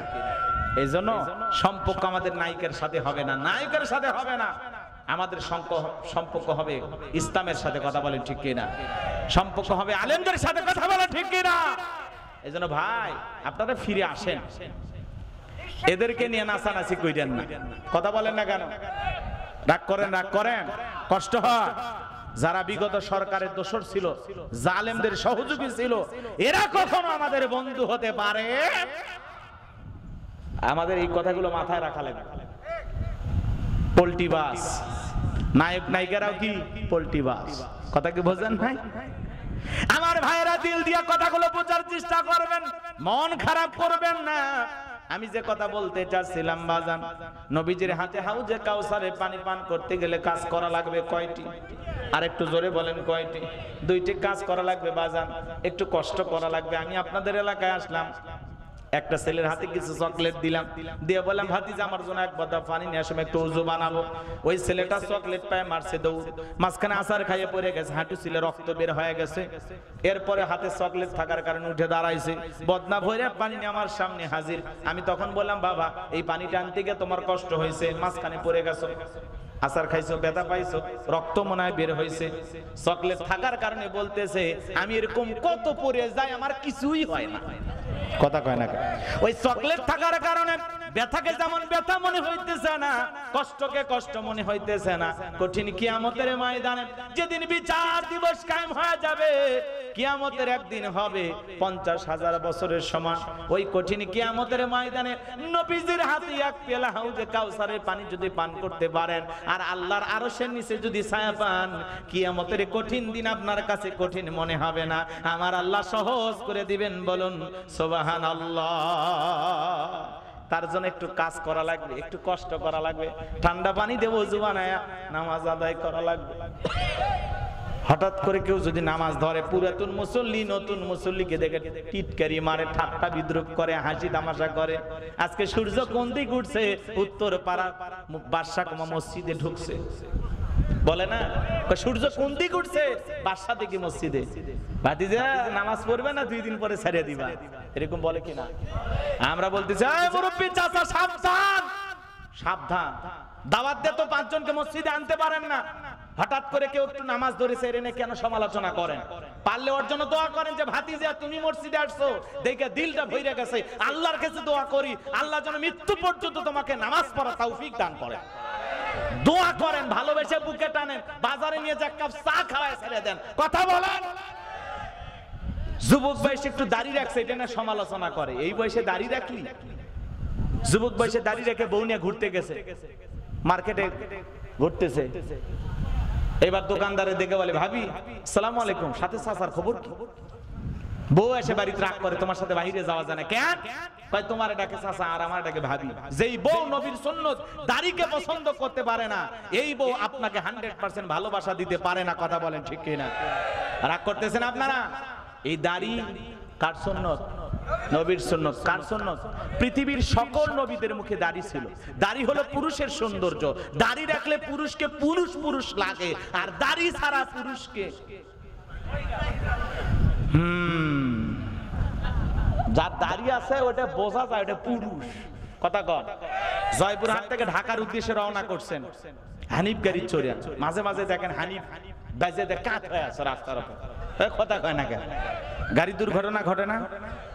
এই দুর্ঘটনায় আল্লাহ না করুক আপনি মারা গেছেন, পকেটে টুপিও নাই, মুখে দাড়িও নাই, কি বোঝেন নাই? কি নাই? মাথায় টুপিও নাই, মুখে দাড়িও নাই। মানুষ তখন মরার পরে লুঙ্গি খুলে দেখবি মাথা কাটান আছে না নাই। কথা কোন ঠিক কিনা? এই জন্য মুসলমান যদি নিজেকে দাবি করেন, সফরে বের হন আর যেখানে যান, হয় একটা টুপি না হলে মুখে দাড়ি, দুইটার একটা নিয়ে ঘোরেন, যাতে মরার পরে মানুষ বোঝে এটা মুসলমানের সন্তান। কথা বলে ঠিক কিনা? আর না হলে মরার পরে ইজ্জত খুলে দেখবি। খালি ওয়াজ শোনেন না। হ্যাঁ, বেটা চল সাহসী, পুরস্কার দেওয়া লাগবে। আপনি আমার সাথে দেখা করেন তো আপনাকে চা খেলাম, পুলিশ সুপার করছে আপনার মুখে দাড়ি রাখেন। বেটা চল, আমরা এই মাহফিল থেকে বলতেছি শুধু পুলিশ সুপারের মুখে দাড়ি নয়, ডক্টর ইউনূসের মুখেও দাড়ি দেখতে চায়। কথা কন না কেন? এদেশের প্রধান উপদেষ্টা ডক্টর ইউনূসের মুখে যদি দাড়ি থাকে ভালো লাগবে না খারাপ লাগবে? এদেশের আগামীতে যিনি প্রধানমন্ত্রী হবে তার মুখে দাড়ি থাকলে ভালো লাগবে না খারাপ লাগবে? এটা মুসলমানের দেশ, দাড়িওয়ালা প্রধানমন্ত্রী চায়। কি কন? শেষ, সব শেষ। রাগ করতেছেন না? দাড়ি রাখতে কয়দিন লাগবে? দাড়ি নাই, দাড়ি রাখে। সামনে নির্বাচন, দেখেন না কিছু কিছু মানুষ টুপি পরে, ও মুসলিম নেতাও টুপি পরে হাজির, কথা কয় না বারে। না আর ওয়াজ করবো না, দোয়া করে দিই। আল্লাহ রাত হয়ে গেছে, কি রাগ করতেছেন? এগুলো করলে অনেকে বলে রাজনীতি। কিসের রাজনীতি বেটা? এটা হলো সমাজের মানুষকে সচেতন করার জন্য বলা হয়। ওনারা নিয়ে আসছে একটু ভালো রাস্তা দেখার জন্য। তো ভালো রাস্তা আমার দেখে দেওয়া লাগবে না? জি, আপনারা রাজনীতি ভাববেন না। আমরা কোন দলের দালালি করার জন্য আসিনি, আমরা আসছি কোরআন এবং হাদিসের আলোকে জাতিকে সচেতন করার জন্য। কথা বলে ঠিক কিনা? এইবার চলেন, সামনে গেলে মজা আছে, বুঝবেন। এইবার খেয়াল করেন, এদিক খেয়াল করেন। তাহলে দাড়ি রাখার দরকার আছে না নাই? কোন কোন যুবক দাড়ি কাটো? আজকের মাহফিল থেকে ওয়াদা দাও, সোনার টুকরা ভাই আমার, তোমার পায়ে ধরে বলি, কলিজার ভাই আমার, সুন্দর একটা বউ পাইবা, ভাগ্য ভালো হবে ইনশাআল্লাহ। আমি আল্লাহর কাছে দোয়া করব তোদের জন্য। কোন কোন যুবক আছো দাড়ি নাই, আজকের মাহফিল থেকে ওয়াদা দাও যে হুজুর আজকের এই সিরাত মাহফিল থেকে ওয়াদা দিলাম, আজ থেকে নবীর সুন্নাত দাড়িতে আর কোনোদিন বেলেট লাগাবো না, আজ থেকে দাড়ি রাখবো ইনশাআল্লাহ। কোন কোন যুবক হাত তোলো? কারা কারা দাড়ি রাখবেন হাত তোলেন, আমি 2-4 জনকে দেখতে চাই। আলহামদুলিল্লাহ, 1 2 3 4। চাচা দাড়ি তো আছে, আরো বড় করবেন। বাপরে ভাই, ইউরিয়া সার দিবেন নাকি? আচ্ছা আলহামদুলিল্লাহ, যাদের মুখে দাড়ি নাই অনেকগুলো যুবক হাত তুলেছে, আল্লাহ কবুল করেন। এই যে মানুষগুলো যদি পরিবর্তন হয়, আজকের মাহফিলকে কবুল করবেন কে? আরো জোরে বলেন কে? আমার ভাইয়েরা, তাহলে হাউজে কাউসারের পানি পান করতে গেলে কাজ করা লাগবে 2টি। জোরে বলেন কয়টি? আল্লাহ তাআলা সেটা 2 নাম্বার আয়াতে জানিয়ে দিলেন, ফাসাল্লিলি রাব্বিকা ওয়ানহার। বলেন বলেন, ফাসাল্লিলি রাব্বিকা ওয়ানহার। বলেন, ফাসাল্লিলি রাব্বিকা ওয়ানহার। 1 নাম্বার হলো ফাসাল্লিলি রাব্বিকা, রবের উদ্দেশ্যে সালাত আদায় করা। নামাজ হবে একমাত্র কার জন্য? قل إن صلاتي ونسكي ومحياي ومماتي لله رب العالمين। সূরা আনামের 162 নাম্বার আয়াত আল্লাহ তাআলা জানিয়ে দিলেন, নবীজি আপনি বলুন, আমার নামাজ, আমার কুরবানি, আমার জীবন, আমার মরণ লিল্লাহি রাব্বিল আলামিন, আসমান জমিনের প্রতিপালকের জন্য। তাহলে মুমিন জীবনের সব ইবাদত বندگی হবে একমাত্র আল্লাহকে রাজি খুশি করার জন্য। তাহলে নামাজ পড়বো কার জন্য? আরেকটু জোরে বলেন, ফাসাল্লিলি রাব্বিকা ওয়ানহার, রবের উদ্দেশ্যে সালাত আদায় করা লাগবে। নামাজ নামাজের মতো আদায় করা লাগবে। ফালিয়াবুদু রাব্ব হাযাল বাইত আল্লাযী আত'আমাহুম মিন জু' ওয়া আমানাহুম মিন খাউফ। আল্লাহ রাব্বুল আলামিন বলেন, এই ঘরের মালিকের ইবাদত করো। ইবাদত যদি ইবাদতের মতো করতে পারো বান্দা, নামাজ যদি নামাজের মতো আদায় করতে পারো, রুকু যদি রুকুর মতো হয়, সিজদা যদি সিজদার মতো হয়, যে বান্দা 5 ওয়াক্ত সালাতে মাথা নত করে আমি আল্লাহকে সিজদা দেবে, আমি আল্লাহ ওই বান্দাকে 2টা জিনিস দেব। 1 নাম্বার, ওই বান্দা রিজিকের টেনশন করা লাগবে না, আমি আল্লাহ রিজিকের ব্যবস্থা করব। যে বান্দা 5 ওয়াক্ত সালাত আদায় করবে তাকে রিজিক দেবেন কে? রিজিক দেওয়ার একমাত্র মালিক কে? ওয়ামা মিন দাব্বাতিন ফিল আরদি ইল্লা আলাল্লাহি রিজকুহা। আল্লাহ ডেকে বলেন, পৃথিবীতে এমন কোন বিচরণশীল প্রাণী নাই যার রিজিকের ব্যবস্থা আমি আল্লাহ আসমান থেকে করি নাই। তাহলে বলেন তো বাজান, রিজিক দেওয়ার একমাত্র মালিক। তাহলে নামাজ নামাজের মতো আদায় করলে বান্দাকে না খাওয়ায় রাখবেন না, আল্লাহ নিজে তার খাওয়ার দায়িত্ব নেবেন। সুবহানাল্লাহ বলবেন না? আর 2 নাম্বার, বান্দারে তোমার জীবনে কোনো ভয় থাকবে না, আমি আল্লাহ সকল ভয় থেকে নিরাপত্তা দেব। সমাজে ভয় আছে না নাই? চুরির ভয়, ডাকাতির ভয়, ছিনতাইয়ের ভয়। মেয়েটা স্কুলে গেল, ভালোভাবে ফিরবে নাকি কারো লালসার শিকার হবে, ভয় আছে না নাই? মেয়েটা কলেজে গেল, ভালোভাবে ফিরবে নাকি জামাই সাথী নিয়ে ফিরবে, ভয় আছে না নাই? কথা বলেন, কথা বলেন। ভয় আছে না সমাজে? জানমালে নিরাপত্তা নাই, কথা বোঝা যায়? আপনি 2 লাখ টাকা নিয়ে জয়পুর হাট থেকে আপনার গ্রামে আসবেন, যে রাস্তাঘাটের অবস্থা দেখলাম বাজার, মনে মনে ভাবতেছেন আল্লাহ 2 লাখ টাকা পকেটে আছে, রাত 2টা বাজে, এই টাকা নিয়ে আমার গ্রাম শালপাড়া নাকি বালিয়াতোর, আমি এই বাড়ি পর্যন্ত যাইতে পারবো নাকি? ছিনতাইকারী কবলে পরে টাকা যান 2টা হারাবো, ভয় আছে না নাই? জোরে বলেন। কোরআনের শাসন ব্যবস্থা প্রতিষ্ঠিত হলে পলিথিনের ব্যাগে টাকা নিয়ে যাবেন, কেউ থাবা মারবে না। কথা কন। আফগানিস্তানের জ্বলন্ত উদাহরণ দেখেও কি শিখলেন না? যেই জমিনে আফিন হিরোইন চাষ হইতো সেই জমিনে এখন বেদেনা চাষ কইরা বিশ্বের দরবারে 1 নাম্বার ধনী হওয়ার দিকে এগিয়ে যাচ্ছে। তালেবান মোল্লা কে কে গল্প করে কে? বাপ রে বাপ, ঘন্টাখানিক পরে গল্প কইরো ভাই। কি ভাই ওয়াজ করবো না দোয়া করবো?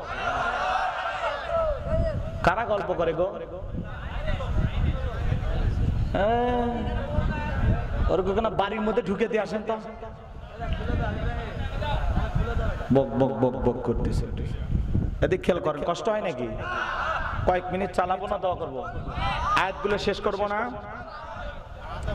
কষ্ট হচ্ছে না? বাজান খারাপ লাগে? বাস্তবতা বললে রাগ করেন না? অনেকে কানা ঘোষা করে, ওয়াজ করতেছে এই কথা ও কথা কয়, খালি বেঁকা দিকে যায়, ওর মনটাই বেঁকা। কে রে ভাই বলতেছে তোর কোটে লাগে রে, জলে কে কথা কন, মলম সাথে নিয়ে ঘুরবেন, একটু একটু এদিক সেদিক নাড়াচাড়া করা লাগবে, এটা এটা বোঝেনি তো? হ্যাঁ যুবকেরা বোঝে। রাগ করতেছেন? শোনেন কথা শোনেন, তাহলে নিরাপত্তা দেবেন কে? এ সমাজের সবাই যদি নামাজি হয়, একজন নামাজি মানুষ কখনো চুরি করতে পারে? হ্যাঁ বলেন, সবাই যদি আল্লাহওয়ালা হয়। সৌদি আরবে গেলাম, আল্লাহরে গোলাম কাল্লা এবার হজ করাইলো, আহা কোটি কোটি টাকার স্বর্ণের দোকান ফেলায়া নামাজে যায়, কেউ একটা চেন টান দেয় না। আর বাংলাদেশে স্বর্ণের দোকানে সিসি ক্যামেরা লাগাইছে, বাপ রে বাপ, চোর এত হাইব্রিড চোর, সোনা দানা নেছে এমনকি সিসি ক্যামেরাও নিয়ে গেছে, কথা কন ঠিক কি না? কি চোর! রাগ করতেছে? এই জন্য বাজা, এই দেশে চুরি বন্ধ করতে হলে লাগবে কার আইন? আজ থেকে ১৫০০ বছর আগে আল্লাহ আইন দিয়েছেন, ওয়াসারিকু ওয়াসারিকাতু ফাকতাউ আইদিয়াহুমা জাযাআম বিমা কাসাবা নাকালাম মিনাল্লাহ। সূরা মাইদার ৩৮ নম্বর আয়াতে আল্লাহ আইন দিয়েছেন, চোর পুরুষ হোক আর নারী হোক, আল্লাহর বিধান, আল্লাহর ফয়সালা, অপরাধ প্রমাণিত হলে চোরের হাত কেটে দাও। একটা চোরের হাত কেটে বাইতুল মোকাররমের সামনে নিয়ে যদি আমরা মিডিয়ার মাধ্যমে প্রচার করতে পারতাম যে বাংলাদেশের পার্লামেন্টে পাশ করা হয়েছে, চুরি করলে চোরের হাত কেটে দেওয়া হবে, একটা চোরের হাত কেটে খালি টেস্ট করেন, পরীক্ষা করেন, একদিন বিচার করেন, ২৪ ঘন্টার মধ্যে বাংলাদেশে চুরি বন্ধ হয়ে যাবে। আল্লাহর আইন ভালো লাগে না, ওরা ৭২-এর সংবিধান ধরে আসে। ডক্টর কামালের তৈরি করা সংবিধান দিয়ে বাংলাদেশে শান্তি প্রতিষ্ঠিত হবে না। বাংলার জমিনে শান্তি প্রতিষ্ঠিত করতে হলে লাগবে কার আইন? আরো জোরে বলে, লাগবে কার আইন? এই জমিনে কোরআনের আইন চালু হোক। কারা কারা চান হাত তুলে দেখান, লিল্লাহি তাকবীর। আগামীতে যারাই ক্ষমতা আসেন, যেই দলে লোকে আসেন, আমাদের অনুরোধ থাকবে বাংলার পার্লামেন্টে আল্লাহর আইন আমরা দেখতে চাই। কথা বলে, কারা আল্লাহর আইন চালু করবে? বোঝার বাকি আছে, কষ্ট হয়। আল্লাহর আইনের জমিনে চালু করার দরকার আছে না নাই? তাহলে চুরি বন্ধ হবে। আর ওরা আল্লাহর আইন চালু করতে চায় না কেন? কারণ ওরা জানে যে কলমের খোসা দিয়ে আমি যে পরিমাণে দুর্নীতি করছি, দেশের টাকা বিদেশে পাচার করেছে, 11 লক্ষ কোটি টাকা বিদেশে পাচার করেছে। ওরা জানে যে আমি যদি বাংলাদেশে হাত কাটার আইন চালু করি, প্রথমে তো আমার হাত কাটা যাবে। এই ভয়ে ওরা আল্লাহর আইন চালু করতে চায় না। এই জন্য নেতারা বিগম পাড়ায় বাড়ি বানাইছে, কথা কোন ঠিক কিনা? প্রত্যেকটা নেতা, বিগত এমপি মন্ত্রী যারা ছিল, সবার বাড়ি বিদেশে। কথা বলেন না কেন? আছে আছে। মন্ত্রীরা সব কোথায় গেল, এমপিরা সব কোথায় গেল, কোথায় কাদের কাকা? ওদের সারা দেশটা এখন লাগে ফাঁকা ফাঁকা।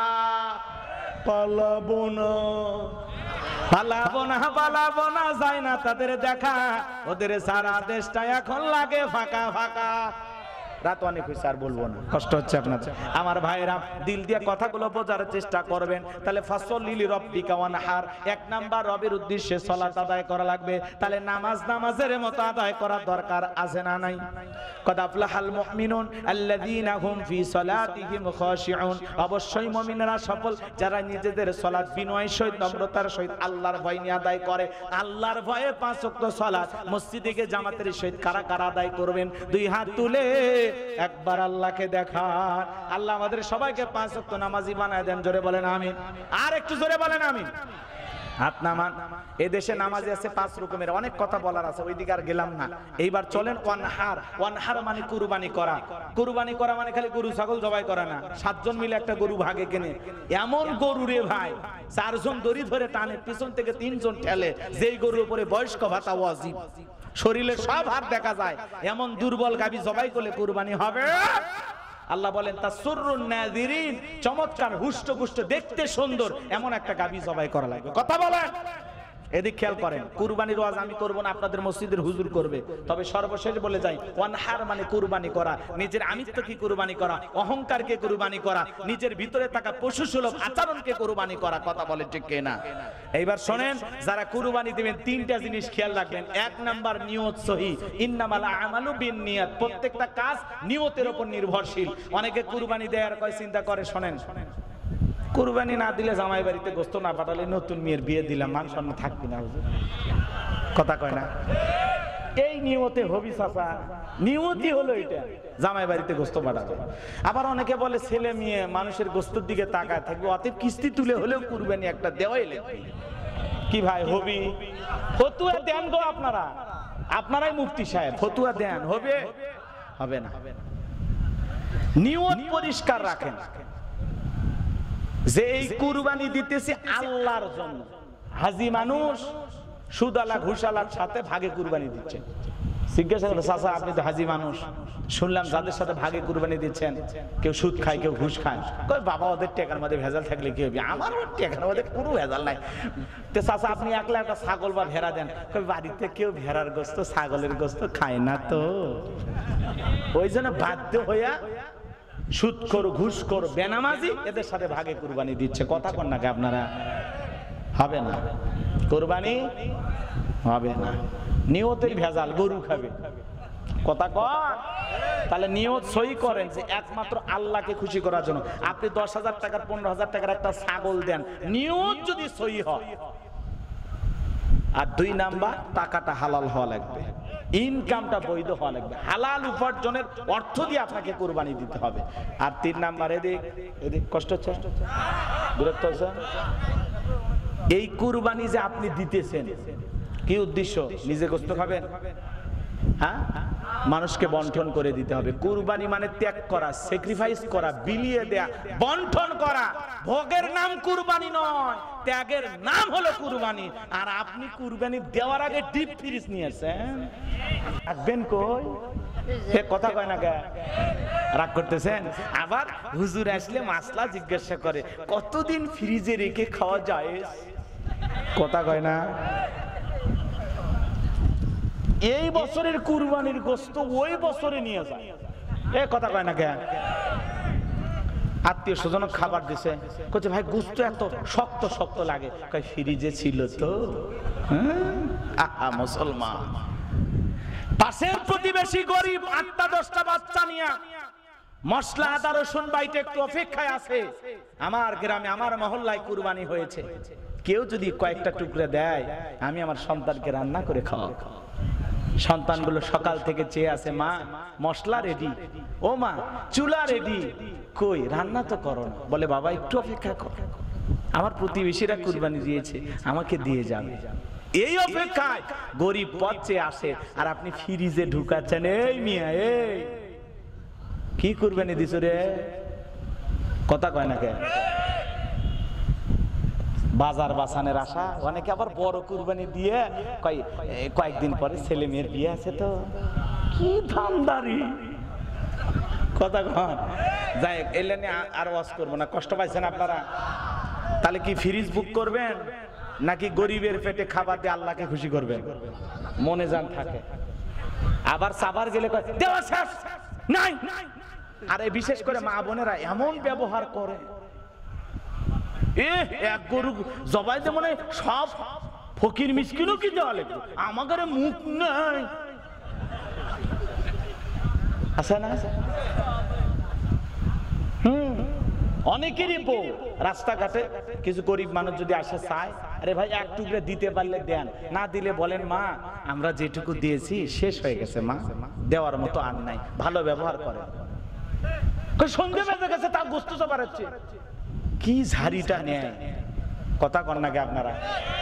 মা বোন যারা ওয়াজ শুনতেছে পাগলিগুলো সাইজ করার জন্য বলতেছে, কি মনে করেন ওদের ঠিক হওয়া লাগবে না?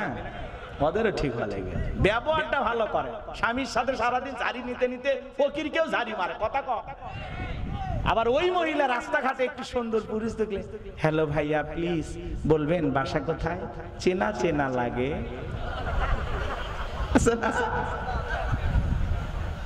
সুন্দর পুরুষ দেখলে চেনা চেনা লাগে।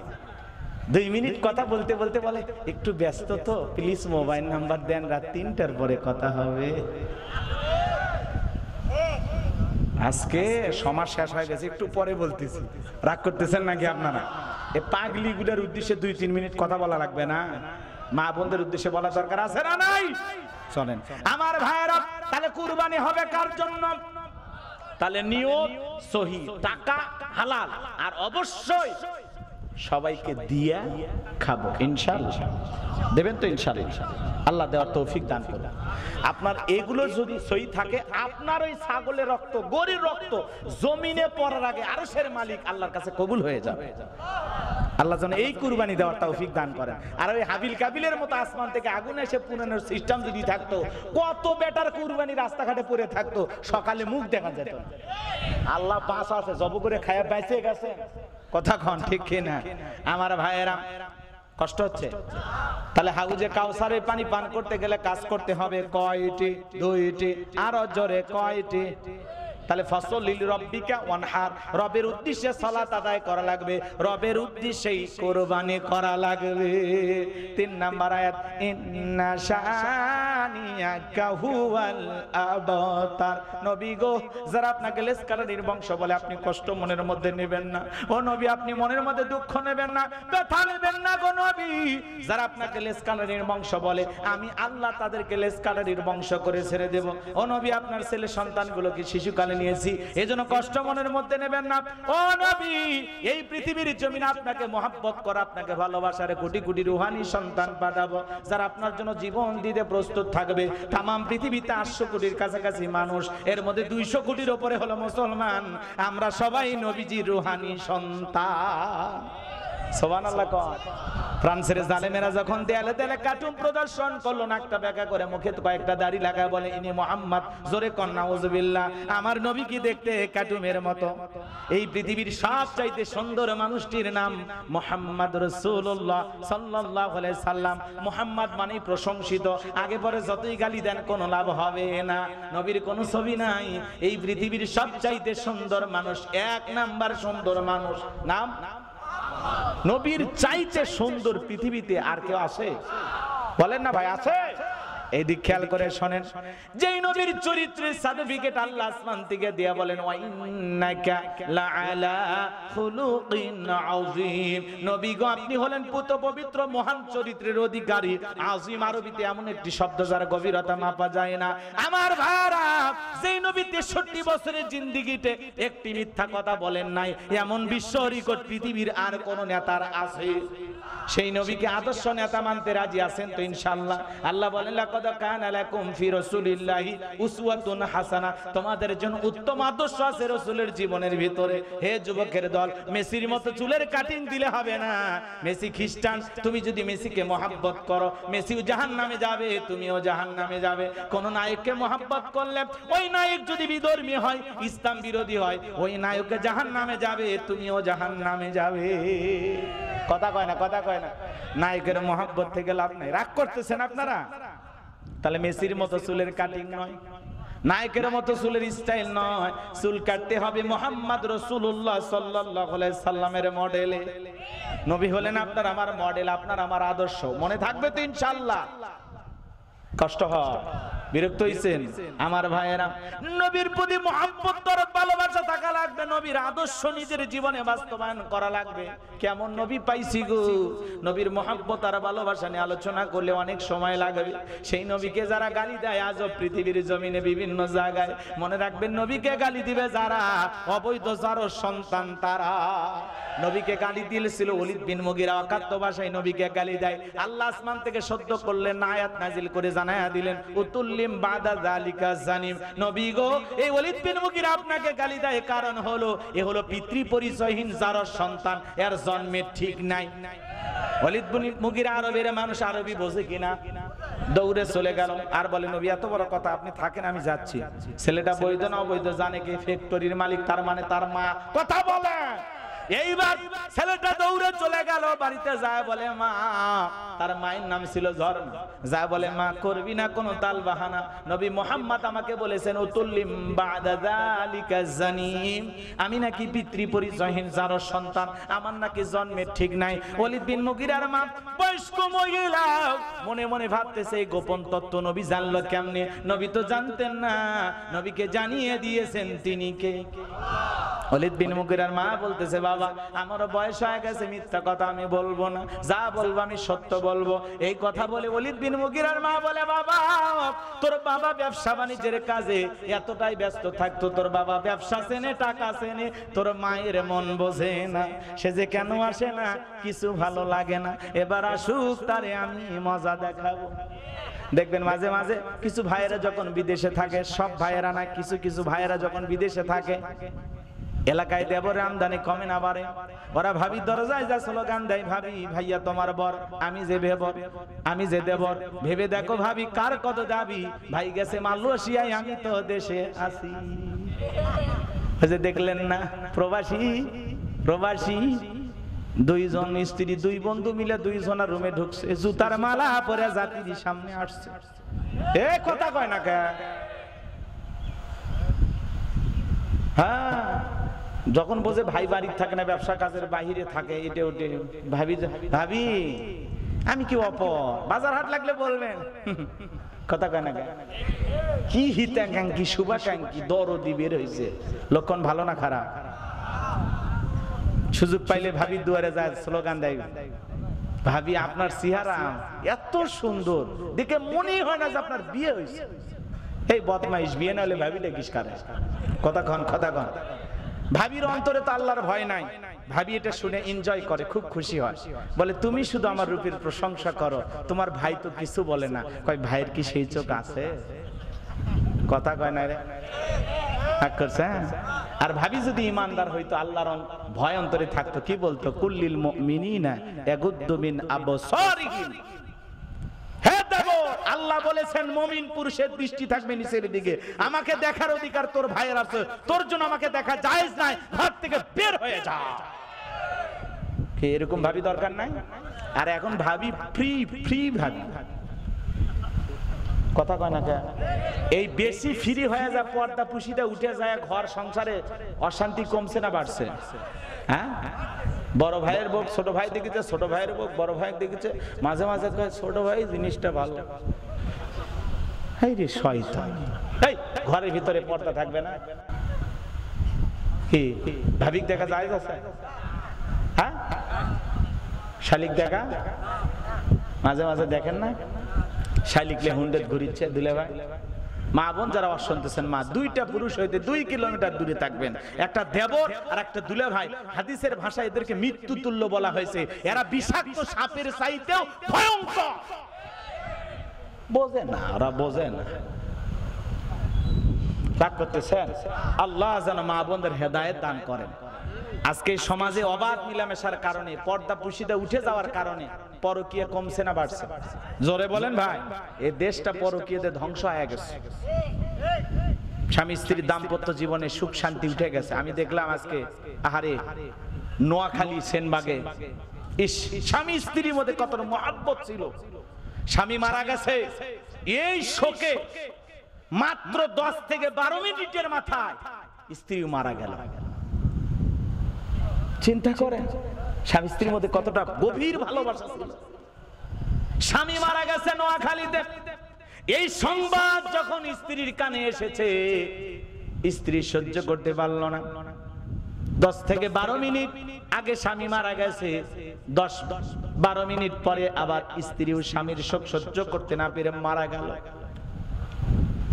ইমাম সাহেব 2 জনার খাটিয়া সামনে নিয়া চোখের পানি ছেড়ে দিয়ে কাঁদে আর বলে, আজকে জুমাবার, স্বামী স্ত্রী 2 জনে মারা গেল।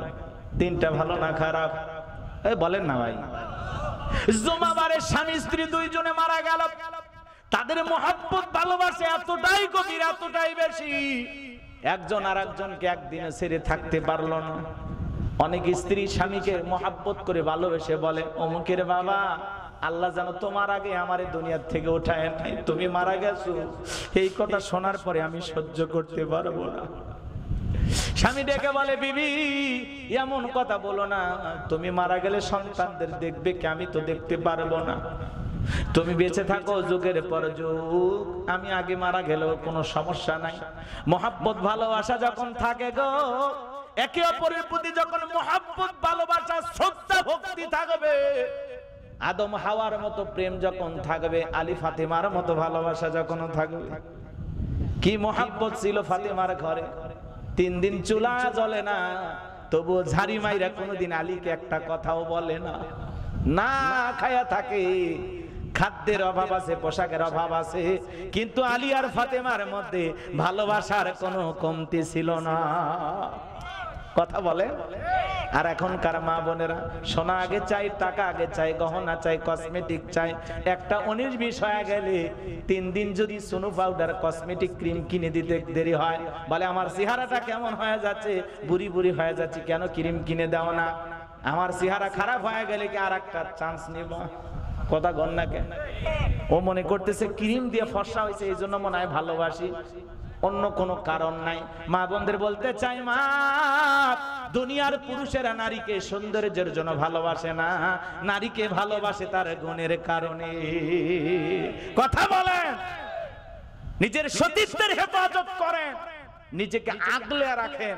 মা বোন যারা ওয়াজ শুনতেছেন, মা, 4টে আমলে আপনাদের জন্য 8টা জান্নাতের দরজা খোলা।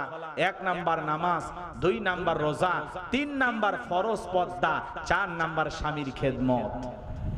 এই 4টে আমল ঠিকঠাক ভাবে যদি করেন, 8টা জান্নাতের দরজা আপনাদেরকে ডাকবে। সুবহানাল্লাহ।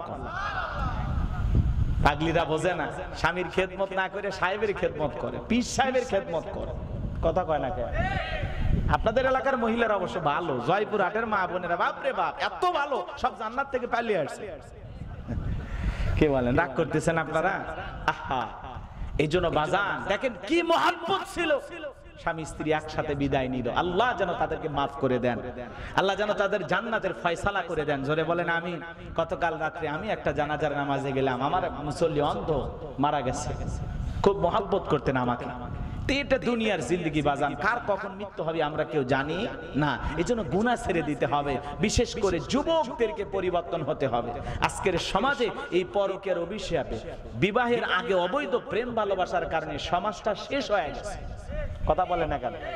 সন্তানদের হাতে হাতে আমরা টাচ মোবাইল তুলে দিছি না? এই মোবাইল এই জাতিকে ধ্বংস করেছে। মোবাইলের ওজন কম, কিন্তু মোবাইলের মাধ্যমে গুনাহের ওজনটা অনেক বেশি। কথা বলেন, কথা বলেন। যাই হোক বাজান, অনেক রাত হয়েছে, কষ্ট।